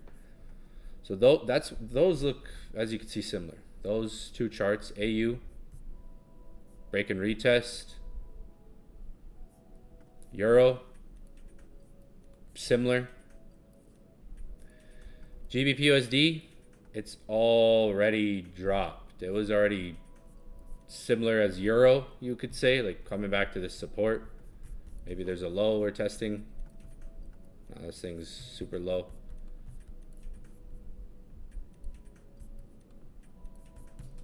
So GU, you can see similar price action, but it's already dropped, so it's not. It's already at the low. That's the one thing. GU is already coming to the low, approaching it.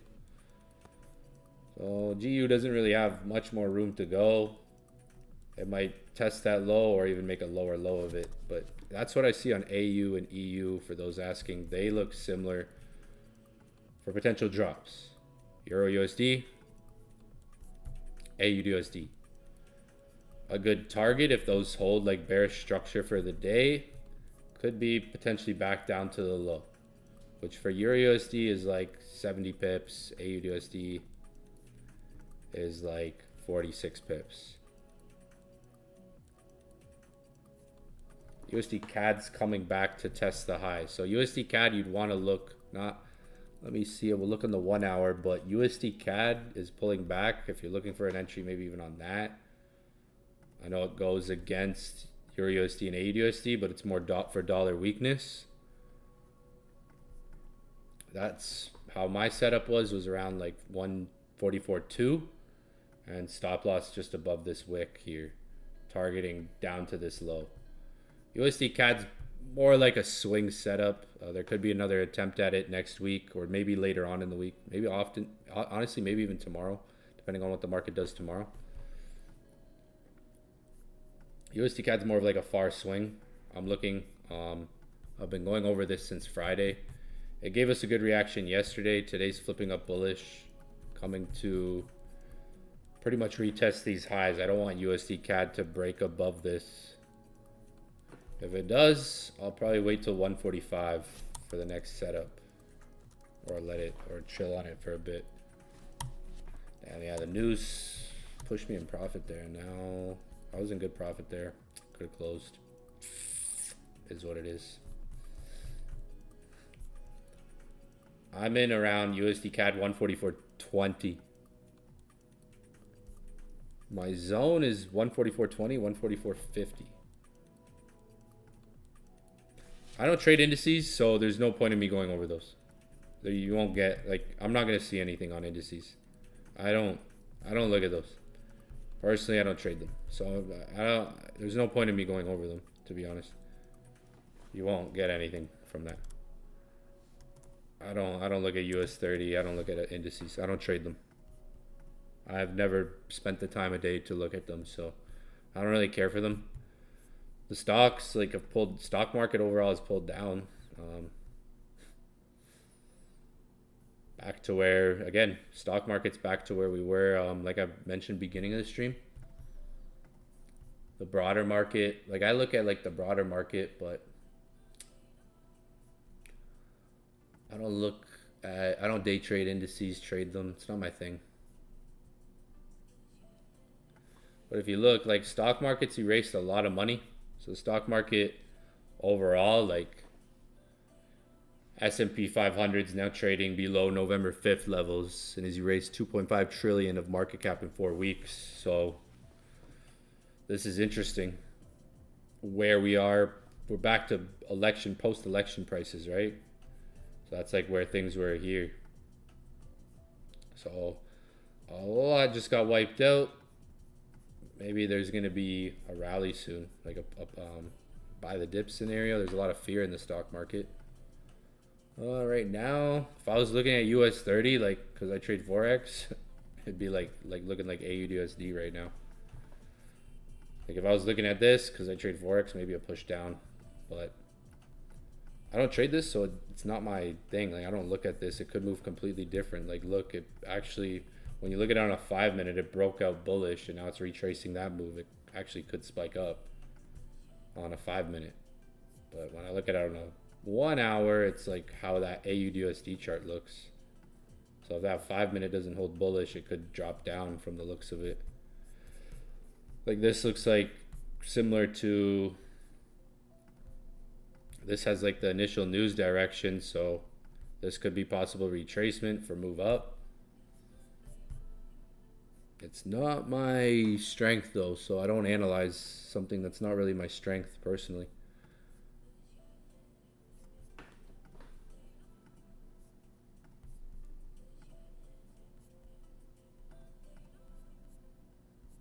UCAD reacted. UCAD reacted nice on the news, but huge pullback.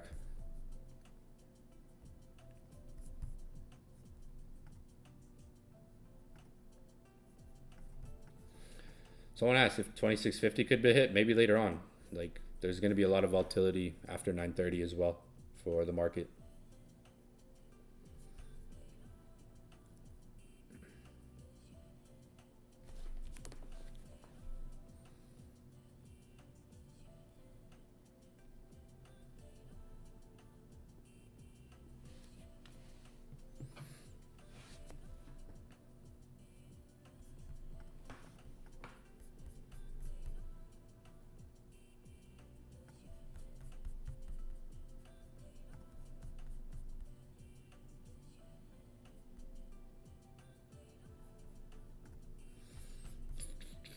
check the chat. 2650. Why? Because it's more of a whole number with the quarters. So you have 25s, 50s, 75s, 75s. So why 2650? Why would I wait for that? Because by that time, the market would probably take out a lot of liquidity too. So it's also more of a whole number. In terms of price, when you look at quarters, so you go, let's say you go to gold and you mark it up like this every $25. So these are some key levels, and we can even go 2600 here. And it might be like oversold when it reaches there on like the 1 hour. So why 2650? Well, that's where probably have like the next New Year's wish. A lot of demand there, a lot of price action around there. Like when you look right here, it's kind of a key area on price, but it's also a quarter level. So it's, you know, you got 25s, 50s, 75s, and 100s. So your zeros, your institutional levels, 25, 50, 75, and then your zeros. So zeros would be like the one at the bottom of the chart, 2600.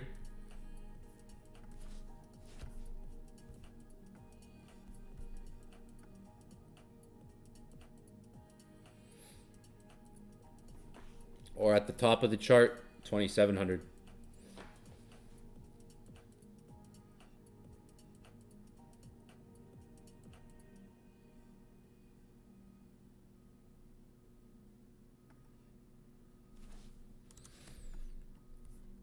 So zeros, we can mark. If you go on my YouTube, guys, there's some videos on this too. Go to the gold videos on the YouTube channel. I would check out all the videos before I start uploading more again. Uploaded a lot of videos in the last month. So if you haven't seen all the videos that are kind of there and that have been uploaded over the last year, I would check them out. Any one of those videos can give you something to take away from, some information. So right now, there's only two areas I see buys, this low or 2650. The current low we're like testing right now, or 2650. So these are your 25s, 50s, 75s. So that does suggest it could try to push down more, which is like a 100 pip move down potentially.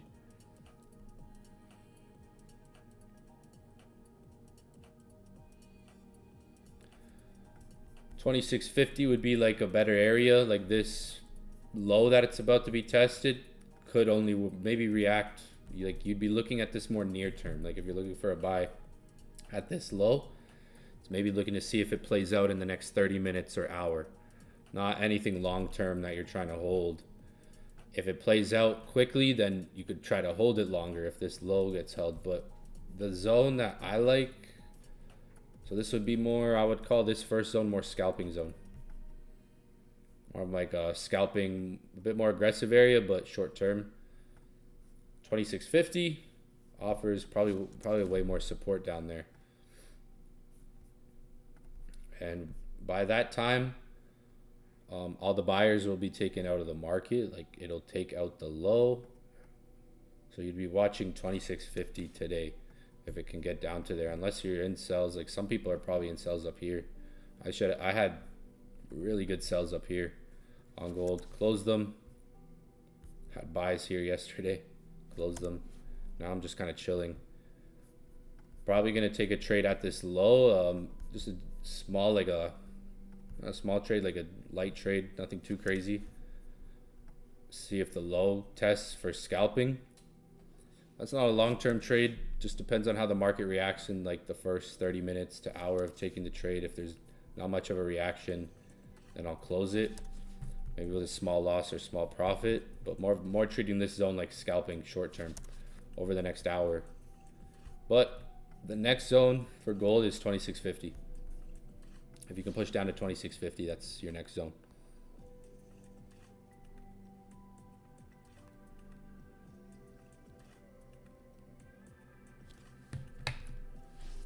That would be the way. That would be the. I'm gonna drop a video on the stochastic. Actually, I have a video. It's ready to post.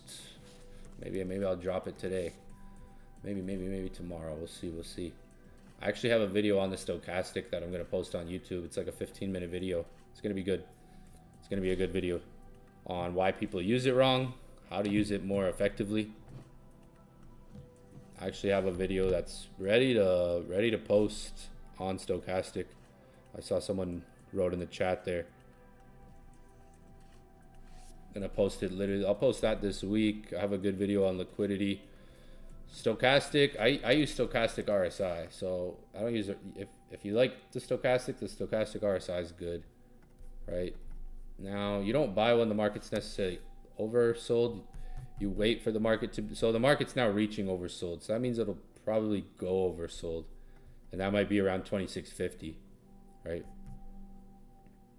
So typically when like the market's oversold, it means it's like overvalued. It doesn't mean it's just gonna go up right away. Like the market doesn't just go up when it's oversold. It typically goes down, it extends more. So that's one thing that most traders aren't really aware of when they look at this indicator. They say, oh, stochastic's oversold, I'll just buy the market. There could be phases, or there could be going and scaling up your time frames. Like you see here, this is all oversold. Nothing really goes up until down here, right? When it hits 26.25. That's probably because the higher time frame was oversold. So like you could go to the 1 hour and see the 1 hour oversold, but you got to be also aware of like, is my 4 hour also oversold in that same time? Because if the 4 hours oversold here and you're looking at the 1 hour inside of there, the 1 hour is going to be just dragging along, right? Like right now you could see the 4 hour was oversold yesterday on gold, but now it's kind of coming back, maybe retesting that to have a move up eventually. That could look different though. That doesn't have to look flat. That could look like this. If that could look like price doing something like this, going down and up, like finding a lower low. So like a lot of traders make the mistake of maybe not even waiting for a confirmation on when the market's oversold. A simple one is just waiting for a rejection candle. Like if your stochastic's oversold, I'm gonna drop a video on this. I'll drop it today actually. I'll drop it after this session. Watch it after this session. I'll drop a video just for you. Just for you. What's your name? Look at that. Where are you at? Just for Tim, man. Just for Tim. All right? This one's for you, Tim. It's for my boy Tim, all right? We had almost 700 views on today. Sheesh. I think we got a bit of a couple hundred, over 100 people on right now. Dope. All right, just for you, Tim. Stochastic. just for Tim. Looks like gold's reacting off of that area I was talking about, around 2660. One thing you can wait for when, like, let's say you have an oversold stochastic, you're not just buying because it's oversold. You wait for like the 4 hour to close bullish inside of there. Like you can wait for a bullish close and then be like, okay, buyers have stepped in. That could be a confirmation while this indicator is oversold to say, okay, buyers are now stepping in here. We could maybe continue the next set of candles. Yeah, everyone will get a video, right? Like up here. Yeah, go comment. I'll drop a video today. Go comment on it. Maybe something you'd like to see in the next videos. So I have a lot of videos I've made that are going to get uploaded to the YouTube. Like see here, this is a good example, for instance. See how this is going up? And the stochastic's really overbought. There's really no sign to sell there until the market actually hits what? Like this red candle. So see that red candle confirmation? That's a spinning top. That's a spinning top formation. It also has that nice wick there. Next set of candles go down. So it's like, okay, waiting for a confirmation. Like a lot of traders just see like, okay, it's oversold, I gotta buy. That can be, or overbought, I gotta buy. Like if you go look at Bitcoin, like if you're looking for buys on Bitcoin, I think I go over this in the training. You're gonna want to watch it till the end because there's a good training at the end of the video as well. Like buys on Bitcoin, if you're looking at the stochastic, that's usually when there's fear in the market. So that's usually when there's fear. So if you line the two up also, if you're looking at like, okay, Bitcoin's oversold, what's fear saying? Because usually from what I've seen, the times where it's oversold, like here or here, all in here, are times where the fear is kicking in as well. So that could be a sentiment, right?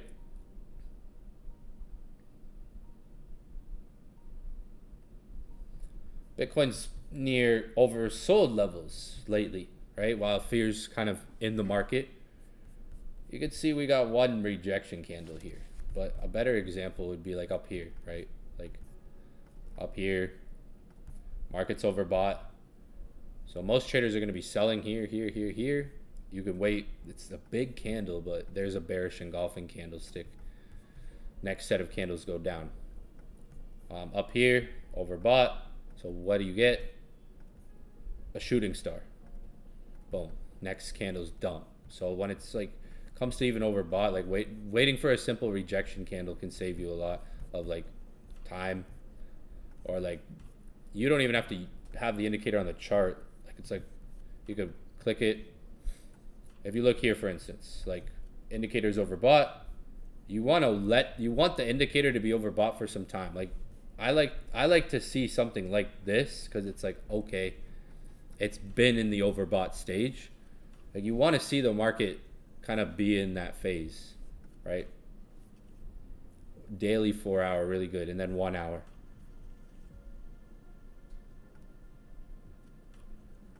You want the market to kind of have that curve to it, like that, oh, it's oversold like for a while here. Not any really clean rejection candles. This one starts to go up. For gold, works well at times where the market has continuous candles, where it's just solid candles. Like if you're using a stochastic to measure, to look for overbought, oversold, you don't sell right away. You don't sell when the market's first there. Wait for it to stay overbought for some days. Wait for rejection candles. Once you see some rejection candles, that could be signs of, okay, this could be falling over. Could be the tipping point. Because what you got to understand is, well, these indicators lag. So if you're looking at it when it's overbought, yeah, it's going to look like it's going to go down, but it stays overbought until like this candle. You even have a red one there. So it's waiting for those rejection candles. I call them rejection candlesticks. That takes patience. It takes patience waiting for like a sign, a confirmation, right? Rejection candles are really good. You can, on Forex pairs, any chart, you can kind of master rejection candles. Like GBPUSD was the cleanest one so far. Right here. After that, down, down, down. Like a rejection candle to me can be when you have a smooth, steady trend of bearish candles that come in the market. 4 hour is a great time frame to use because that's kind of a higher time frame in the middle. So it's when you're looking at something like this where you have red, red, red, red, red candlesticks continuous. You're waiting for that 4 hour confirmation. That can help you out looking for 4 hour direction.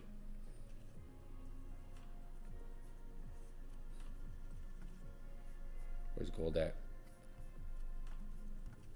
Gold bounce, little bounce off of 2660 on gold. A little bit of a bounce there. 930 is about to kick in.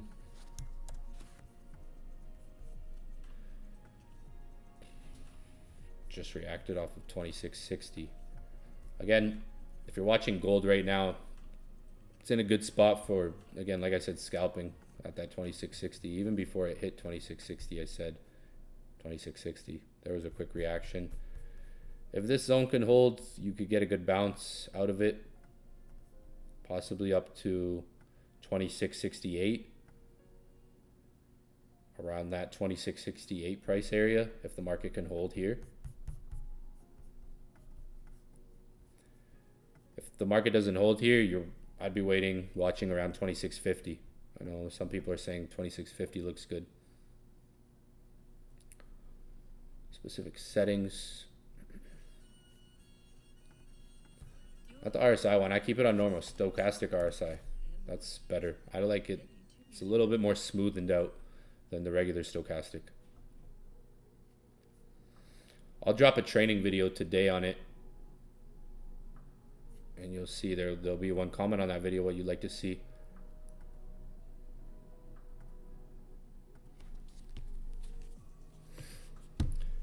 Yeah, someone said divergence. There's different things you can use the indicators for, right? Someone said divergence. There's the midway point, like there's the halfway point for breakouts. There's different things to even use the, like, let's see, higher high, higher high, higher high, higher high there. All right, let me go to like a daily time frame and start it out to see. Like when you're looking for peaks, like let's go to a blank chart. Here, I'll just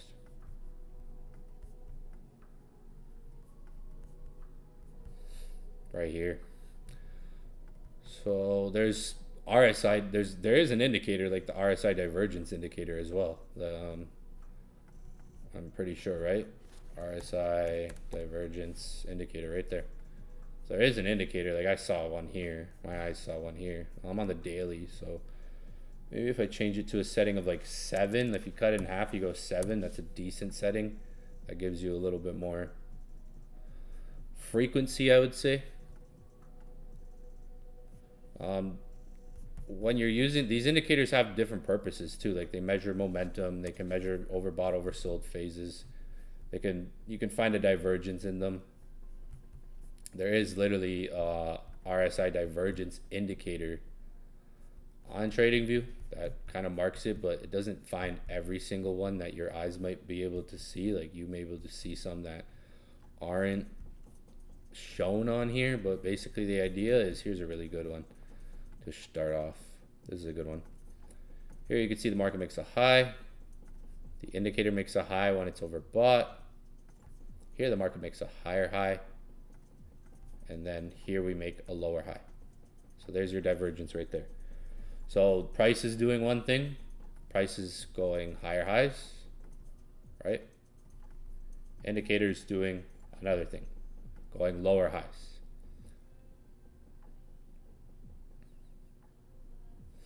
So I'm able to see that in certain time frames better than others, more than others on certain time frames. There's one here where price has made a high as well as the indicator. So this indicator can help kind of train your eyes to see it, because it does some kind of like pre-marked where you can see, and it may do some in like real live time as well. The indicator could at times maybe help train your eyes as well, seeing like, okay, some hidden divergence in price.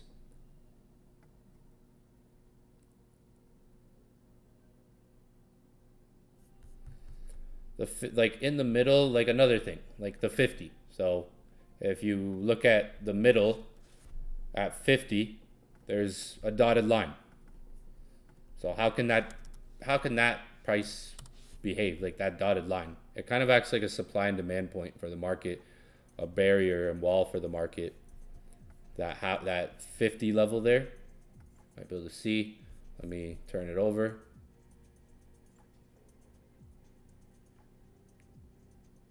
So just for this part, I'll turn the camera off for a minute.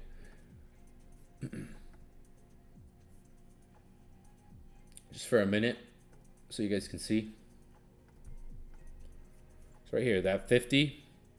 So there's different things for the indicator. Someone asked about the stochastic. There's different things to look at with it. Like that 50 is kind of like a support and resistance or a supply area in the market. So when you look at when price pulls back to it, price can pull back to the 50, right? It could often pull back to it, pull back to the 50. You get these pullbacks to the 50. So the 50 is kind of like a wall or like a barrier. You can see in an uptrend, the market's staying above the 50, right? We just broke down the 50 and kind of came to retest it. We're breaking below the 50 again, going to oversold. So below it, below the 50, what can you say about the market? It's more bearish when it's below 50, right? You can almost see how we did like a break and retest there. So if you're looking at the 50 level, it kind of acts as like a reference point in some cases as well, to where like it can have support around it. Like there can be support formed around the 50, but you could also see like resistance coming in there as well. So it's kind of like another like way of looking at the chart.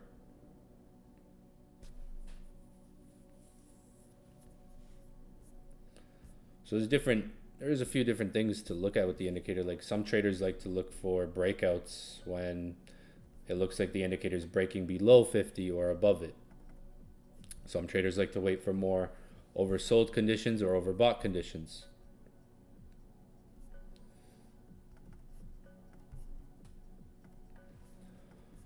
But yeah, gold right now, not like for me, not like a kind of a interesting day in the market. Testing the low, it's about to be 930. So this low, 2660. Like I said, 2660 being tested. Potentially you get a bounce here. Kind of like yesterday. Yesterday I was saying 830, 930, maybe buys for gold. That range, that window. Remember yesterday, if anybody was on yesterday's session. Next zone would be 2650. If you were looking for buys on gold, like I don't see a sell here. Let me see. So do we see a sell on the 30, on the 5? I don't really see a sell setup here personally on gold. I see maybe getting a bounce out of this area, maybe to 2668. That's all I really see for now. Still kind of the same thing I was sharing not too long ago.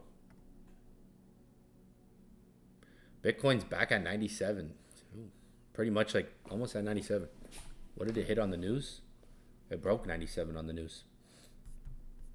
Right? On the news, or yeah, it broke 97 and hit it earlier. Interesting. Yeah, like yesterday with all that panic. Yeah. YouTube live, guys. It's YouTube live, guys. If you look at, man, yesterday's panic caused a lot of freaking out liquidations, big liquidations yesterday.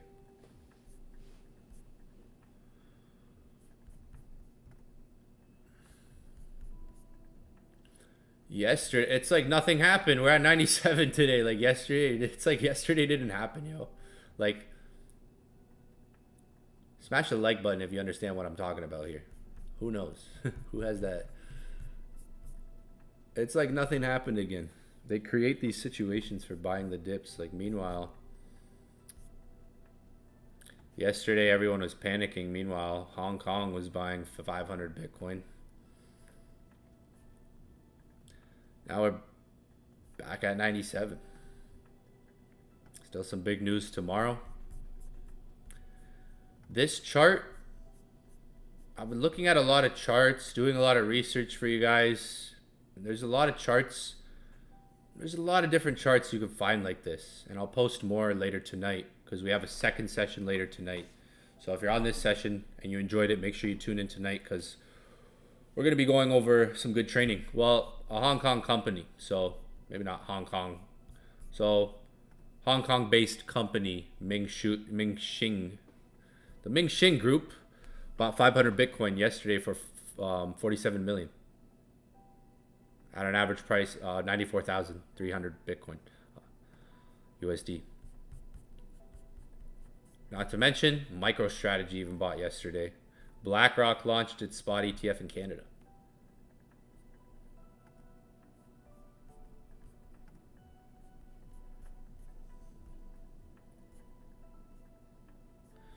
So yesterday there was a lot of panic, right? We got some unusual activity. Probably people trying to join the group. Yesterday, a lot of panic in the market. It's called the final shakeout before we go to the moon in February, March. Final shakeout happening. Go look at the Discord. The Discord link's pinned in the chat, guys. You can check it out. It's pinned in the chat. Discord links pinned in the chat. Join the community. I post all my chart analysis, all my news, all my updates in there. Even my meme coins are in there. This is all free. Anyone in the world can join. Anyone can join the YouTubes. Anyone can join the Discord. It's all free to the public. Anyone has access. If you're wondering why, it's just something I've always wanted to do. I've always wanted to do YouTube live, kind of have my own Discord, so it's free to the world, free to the public. Anyone can join. There's no mentorship, no fees. Anyone can join. So plug in, links in the chat. This is basically the last shakeout, I think, before, you know, February, March runs. A lot of panic yesterday. They were calling Bitcoin a Ponzi scheme, JP Morgan, but Jerome Powell is calling it digital gold. So I think we're good. But this chart, this is what I wanted to go over. This chart, where is it? Where's the chart?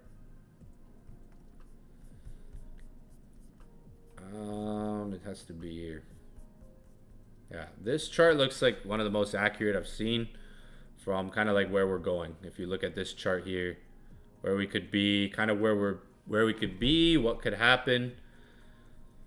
This looks pretty on point. Man, why does it keep doing that? There. This looks pretty on point for kind of where we are, the stage we're in. There's a lot of people freaking out because of what happened yesterday and even just the overall week for crypto. Still got to look at the bigger picture. Like, yeah, there could be even one more shakeout. This could be like the final stages of shakeout before the inauguration. Even right now as we're talking, Bitcoin's pumping. Bitcoin did that news. Is US 30? I know someone asked me to look at US 30 and it kind of looked like it. Bitcoin kind of doing that initial news move, pullback, continuation. That can happen. Gold looks like it's getting ready to maybe bounce up more. So, for anyone who's kind of panicking about crypto, this is what you got to kind of realize maybe where we are, right? And where we're going. This was yesterday, before price even went down to like 88, right? So it came down. I saw this yesterday and price came down and now we're at 97. If we were to update this, I'll find the updated version of this because I saw this on Twitter. Good place to do research. You might be like, what? Twitter for your research. Yep. That's pretty accurate. That's kind of where we are, where we're heading. And then when you look at cycles, we still got a long way to go before we reach the top on Bitcoin this cycle.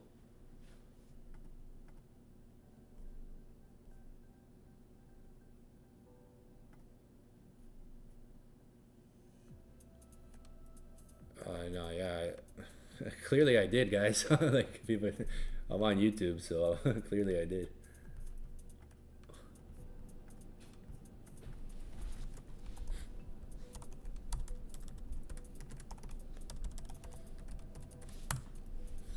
There you go.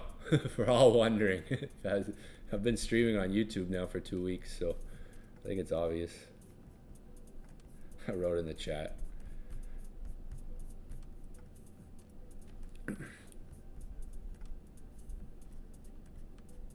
Yeah, I know. So people keep saying I didn't, but I don't know where that's coming from. We're on YouTube. YouTube daily, all 2025 until 2026. We're going to be on YouTube daily, folks. Plug in, subscribe, join the Discord before I make it private, right? You'll want to be in the Discord before the day I make it private. One day I'll eventually make the Discord private. So if you're in it already, congrats. If you're not, you know, now's your time. One of your times to join before the near future. There'll still be time. It'll be open. Probably one day it might be private. Who knows? So, gold still testing the low. Like I said, your play for today, really, if you're looking to scalp gold, man, it just popped up like 30 pips and coming back to 2660. If you're looking to scalp gold, you have this 2660 area, or keep an eye out for 2650 maybe if the market flushes down to there. That would be plays for gold today. I'll put these two in the Discord once I get off. I'm about to get off in like 10 minutes, guys. I'll update these two this chart in the Discord when I get off. I'll update USDCAD as well. USDCAD still I'm still gonna hold USDCAD because, man, It's high on the monthly. Even if I have to attempt this trade like twice, look where it could maybe go on the monthly, right? So like, we're high up. We're almost at 145. I just noticed that. That's a How did I just notice that? How did I just notice 145? That's a psychological number right there. We haven't been that high. Like when I look at UCAD on the monthly, like, imagine I gotta get, like, if it swings, I gotta get more lots on this thing to get a swing like that.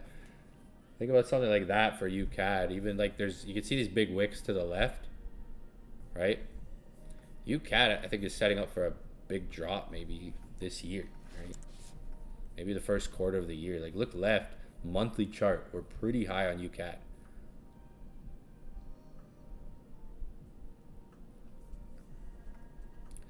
Why new chapter, new goals, new vision.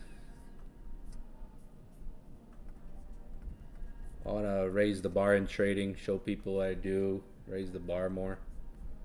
I like gold, 2660 again. That's what I see. It looks like dollar's dropping. Yeah, dollar's dropping now with New York. Remember I said when New York starts, they're going to take the news as well.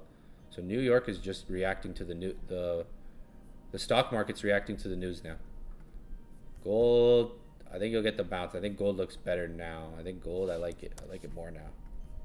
I've entered some positions around 2660 on gold. I think now we're getting reaction to the negative news. So now dollar might look like initial move, pullback, continuation, right? Yeah, initial move, pullback, ugly continuation happening. Bitcoin did that. Bitcoin did it more. Initial move, there, Bitcoin did it nice. Initial move, pullback, continuation of initial move. Bitcoin followed that nicely. Maybe we hit, maybe we're coming back to 100 with Bitcoin. Trying to, maybe. That'll be nice. What's XRP doing? XRP's looking sexy. Like, XRP looks like it's going to break out. If you guys enjoyed this session, remember to subscribe. Join the Discord. I'm going to be dropping loads of value from my 10-year experience in the markets every day. I'll be here live every single day. I may even add to the schedule.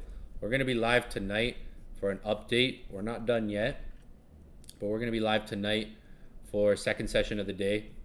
We weren't live yesterday. Maybe I'll add it into the schedule. I thought I had Mondays on the schedule, but I didn't put it. So Tuesday, Wednesday, Thursday, we're also live at nighttime. So we're gonna wrap it up here pretty much for the morning, guys. It looks like the dollar's dropping now, coming into 9:30 times. Bitcoin had a nice move. I still like gold in this area. Maybe it's gonna give us a bounce. So around 2660. Possibly you could get some bounces here, some scalping moves on gold. I would say possible targets are around 2665 and then 2668. If you really see, if the dollar just dumps, if the dollar really drops, then gold will have a stronger bounce. So again, that's markup number one. If that doesn't hold, I'm going to wait for 2650 and then probably hammer something at 2650. Because that's the quarter level. I'll put these charts in Discord. Gonna wrap it up here. ETH is a swing. Like ETH, you're trying to swing. Like if you have, depending on your entries. I wrote in Discord a couple updates on it. ETH, someone asked, like right now it's at 3,200. So it depends on how you're looking at it. If you're trying to trade it or if you're like a holder. I'm an ETH holder and I'm in an ETH trade that I'm trying to hold until like February, March, a leverage trade. So ETH, it's like definitely interesting because there's a lot of time. Like you ask any pro on Wall Street, any market trader pro, they don't know what the market's going to do next week. They don't know what the market's going to do next week or the week after. Like we take it day by day, but we know like long term where things are going, like next month, 2 months from now. ETH with where it's at, I was talking about this a bit earlier, 3,000. That's where your demand is coming in. You can see we went below 3,000 yesterday. When you look left, not a lot below 3,000 there. Look here, we just went below 3,000 for the first time. So if you're in at 3,100, like that's a good trying to hold, right? I'm trying to hold a trade like that until 4K, literally. That setup could take multiple attempts, or just more averaging out, like if you're averaging your liquidation. But the good thing I noticed last night when I was looking at this is we're starting to form this structure. So setting up for like a breakout, like one of these. So the good thing I noticed, so where we might be right now is kind of like here on ETH. Testing the 3,000 before running up. Or like here, like see last year, January dipped down last year. We could be like right here on ETH, like recovering slowly before running. Like if you look at literally last January, ETH dipped all January until like middle of January or like January 23rd. Ran up all February, March. So we're in that drop phase right now. We're in that pre-drop phase right now. Just a much bigger one. But when we look at 3,000 for ETH, like you'd be willing to see if like, where's it at right now? Could it pull back to 3,100? It might be what you're wondering. Like 3,100 here. Because there's still time for the inauguration, like where I'm expecting like prices to rip. With crypto could be any day. That's the thing about crypto. is it can any day you just get boom $5,000, another like today you got a $5,000 plus move on Bitcoin. You get another one of those. It's like all you need is one $5,000 day on Bitcoin again up, and it's like market's back. Like a $5,000 candle, $5,000 day. So like the good thing about ETH is it's starting to form one of these counter trend lines.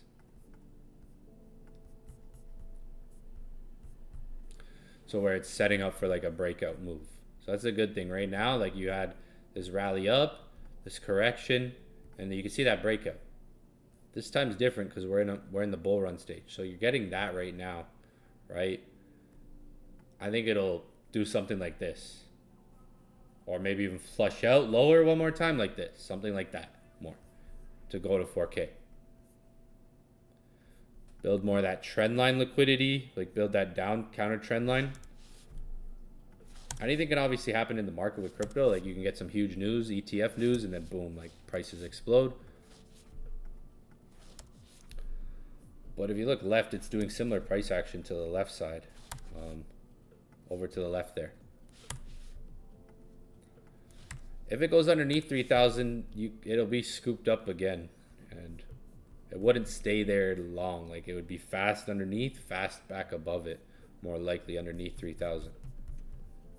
That's where you have a lot of support. At the moment, it just got like the first rejection recovery off of there. It could potentially go back to like 3,100, $3,050, those types of levels. If you're in at 3,100 is a good entry to where, yeah,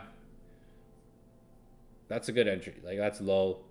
Worst case, like it comes back, you're break even and you re-enter and maybe even average down. Like there could be different prices coming. We might stay in this area as well until inauguration, January 20th. But no, the good thing about ETH is that it has that counter trend line. Like it can form those structures, right? Something like this is forming a break, like more of like a kind of like, here we go, right there. That's starting to form. Like you're getting that build up starting to form, which is good. That's what I see. But remember, January 20th, it's only 6 days away, but that's a lot of time still for crypto. So yeah, it's only 6 days, 5-6 days. Gold, man, come on. Gold trying to go up, pushing me in profit, out of profit. Gold don't want to react here. It wants to, but not really. It's like playing ping pong at 26.50, literally. or 2660. Up, up, up. It's kind of doing what it did yesterday, New York, around 2660. But we were over here yesterday. Yesterday we were over here looking for buys, and then it flushed down again, and then buys came at the end of London session.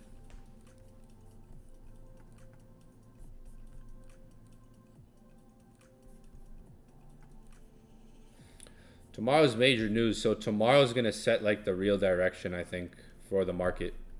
Because tomorrow's your CPI, right? So tomorrow's going to set probably the major, more bigger direction for the day.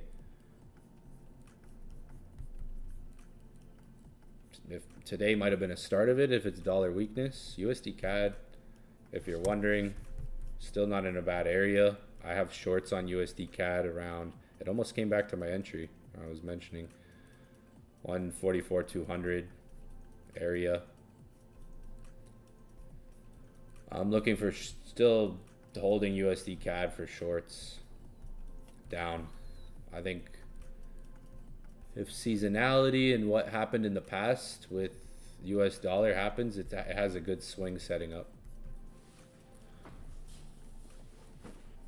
Wait for 2650, but you know, 2660 is kind of just more right now in the moment. Like, okay, if there's anything in front of us, if there's a, you know, if you were going to the chart right now, pulling at your laptop, what do you have in front of you? All right, this 2660, maybe creating some support here. If not, you know, if you like it, you like it for what it is. If not, you're waiting for maybe 2650.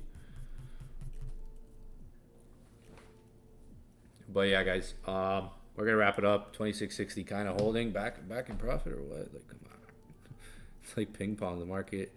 Holy, yeah, it's come down to 2660 like 3 times now, almost there. But yeah, I think we're gonna wrap it up. We'll be on tonight. Last night we weren't on. It's not on the schedule, but tonight's the night we're on. Tonight and tomorrow night. And Thursday night. So we'll be on tonight, tomorrow, and Thursday 2 times. So we still have 6 more sessions to go. So tomorrow, it's kind of risky, aggressive. Like it's a mixture of that because there's a lot of volatility right now. So the market is taking time to react. Is it accumulating on the 1 minute? Trying to. It's a bit aggressive. What time is it?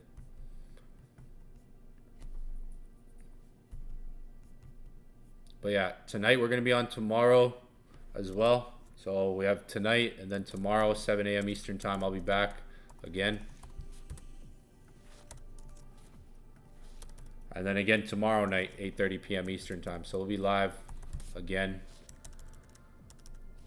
Back to back sessions in the next 24 hours. Back to back. So there'll be a lot covered. We'll get to see a better angle of the dollar, like how it really wants to trade after tomorrow's news. And then especially going into Thursday, once all this news, political stuff, once all this first news is done and all this political stuff is done, like Trump steps into office, it's like the market will go back to like normal. Once we get through all this political stuff, the news this week, there'll be some major trends and major setups to catch as well.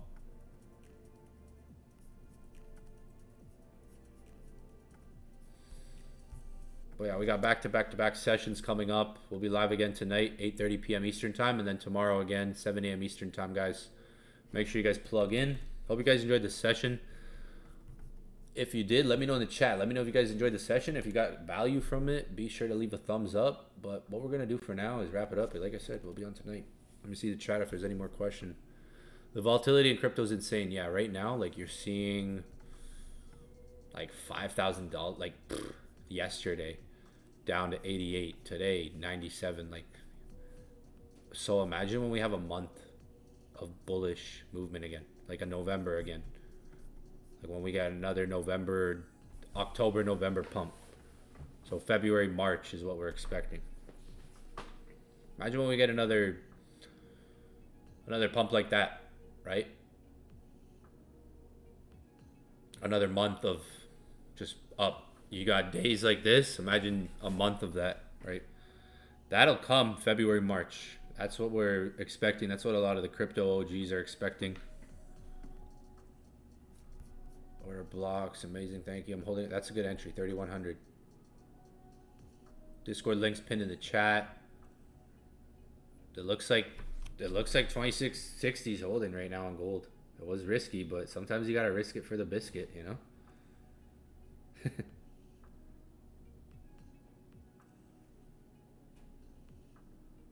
Sometimes you gotta risk it for the biscuit. You'll get used to the, like, if you're new to gold and you're kind of like a beginner trader. Time on the charts. Put time on the charts. Practice on a demo. Practice on an account that you can afford to even say, you know what, if I lose this, I could start over and make it back, right? Like, I practiced a lot when I was, started trading. I practiced on a $100 account. When I first started trading, the goal wasn't to be like a 50K funded trader, 100K funded trader, like maybe a lot of you guys here are. When I first started trading, it was, man, I'm going to see if I can take $100 to $200 this month. If not, I'm going to try again next month, and kind of gaining that skill set of practice of capital increase. So when I first started trading, I was 17, 18 years old. I didn't have a lot of money. I was working a job every week, right? I was working 60 hours a week, probably making like $2,800 a month with my job. So I would fund accounts with where my needs were at, where my level of needs were at. Like, I would put $250 in an account and try to take it to $500 in the month. By doing that, by practicing that over and over again, there were months I took the $250 to $1,000.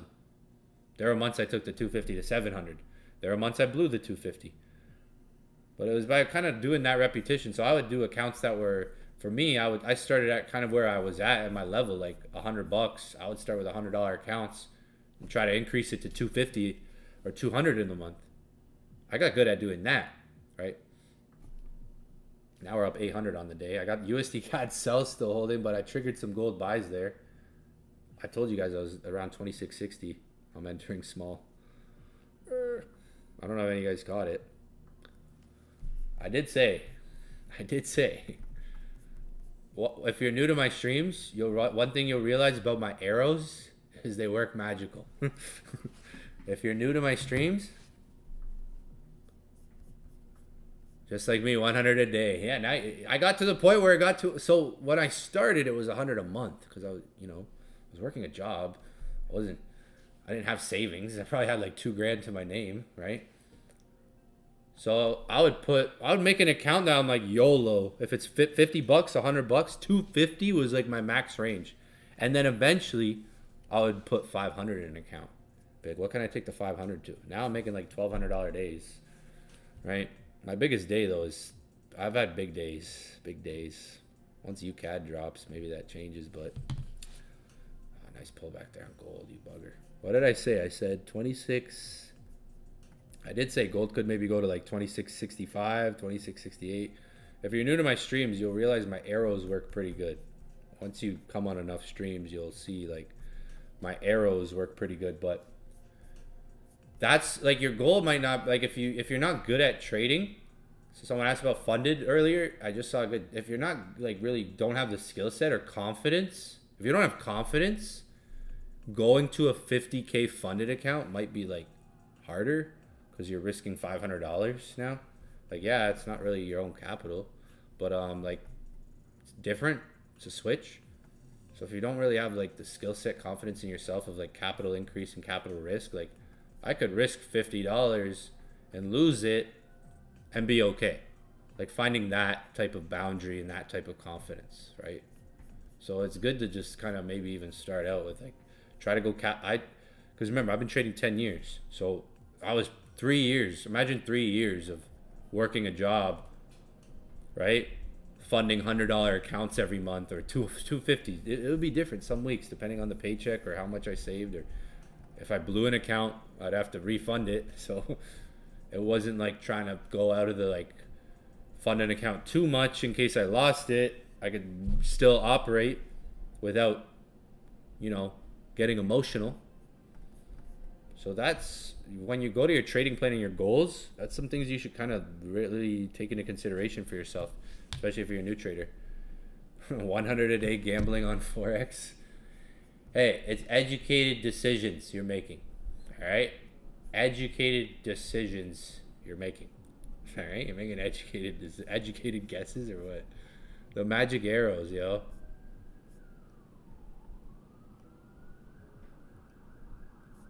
Yeah, when I was 10 years ago, when I was like 17, 18 years old, obviously I was like younger, so I didn't, different times. But we're going to wrap it up, guys, for the day. That's it. That's our TED Talk for the morning. I'll see you guys tonight. Tune in tonight. I'll be on tonight and tomorrow.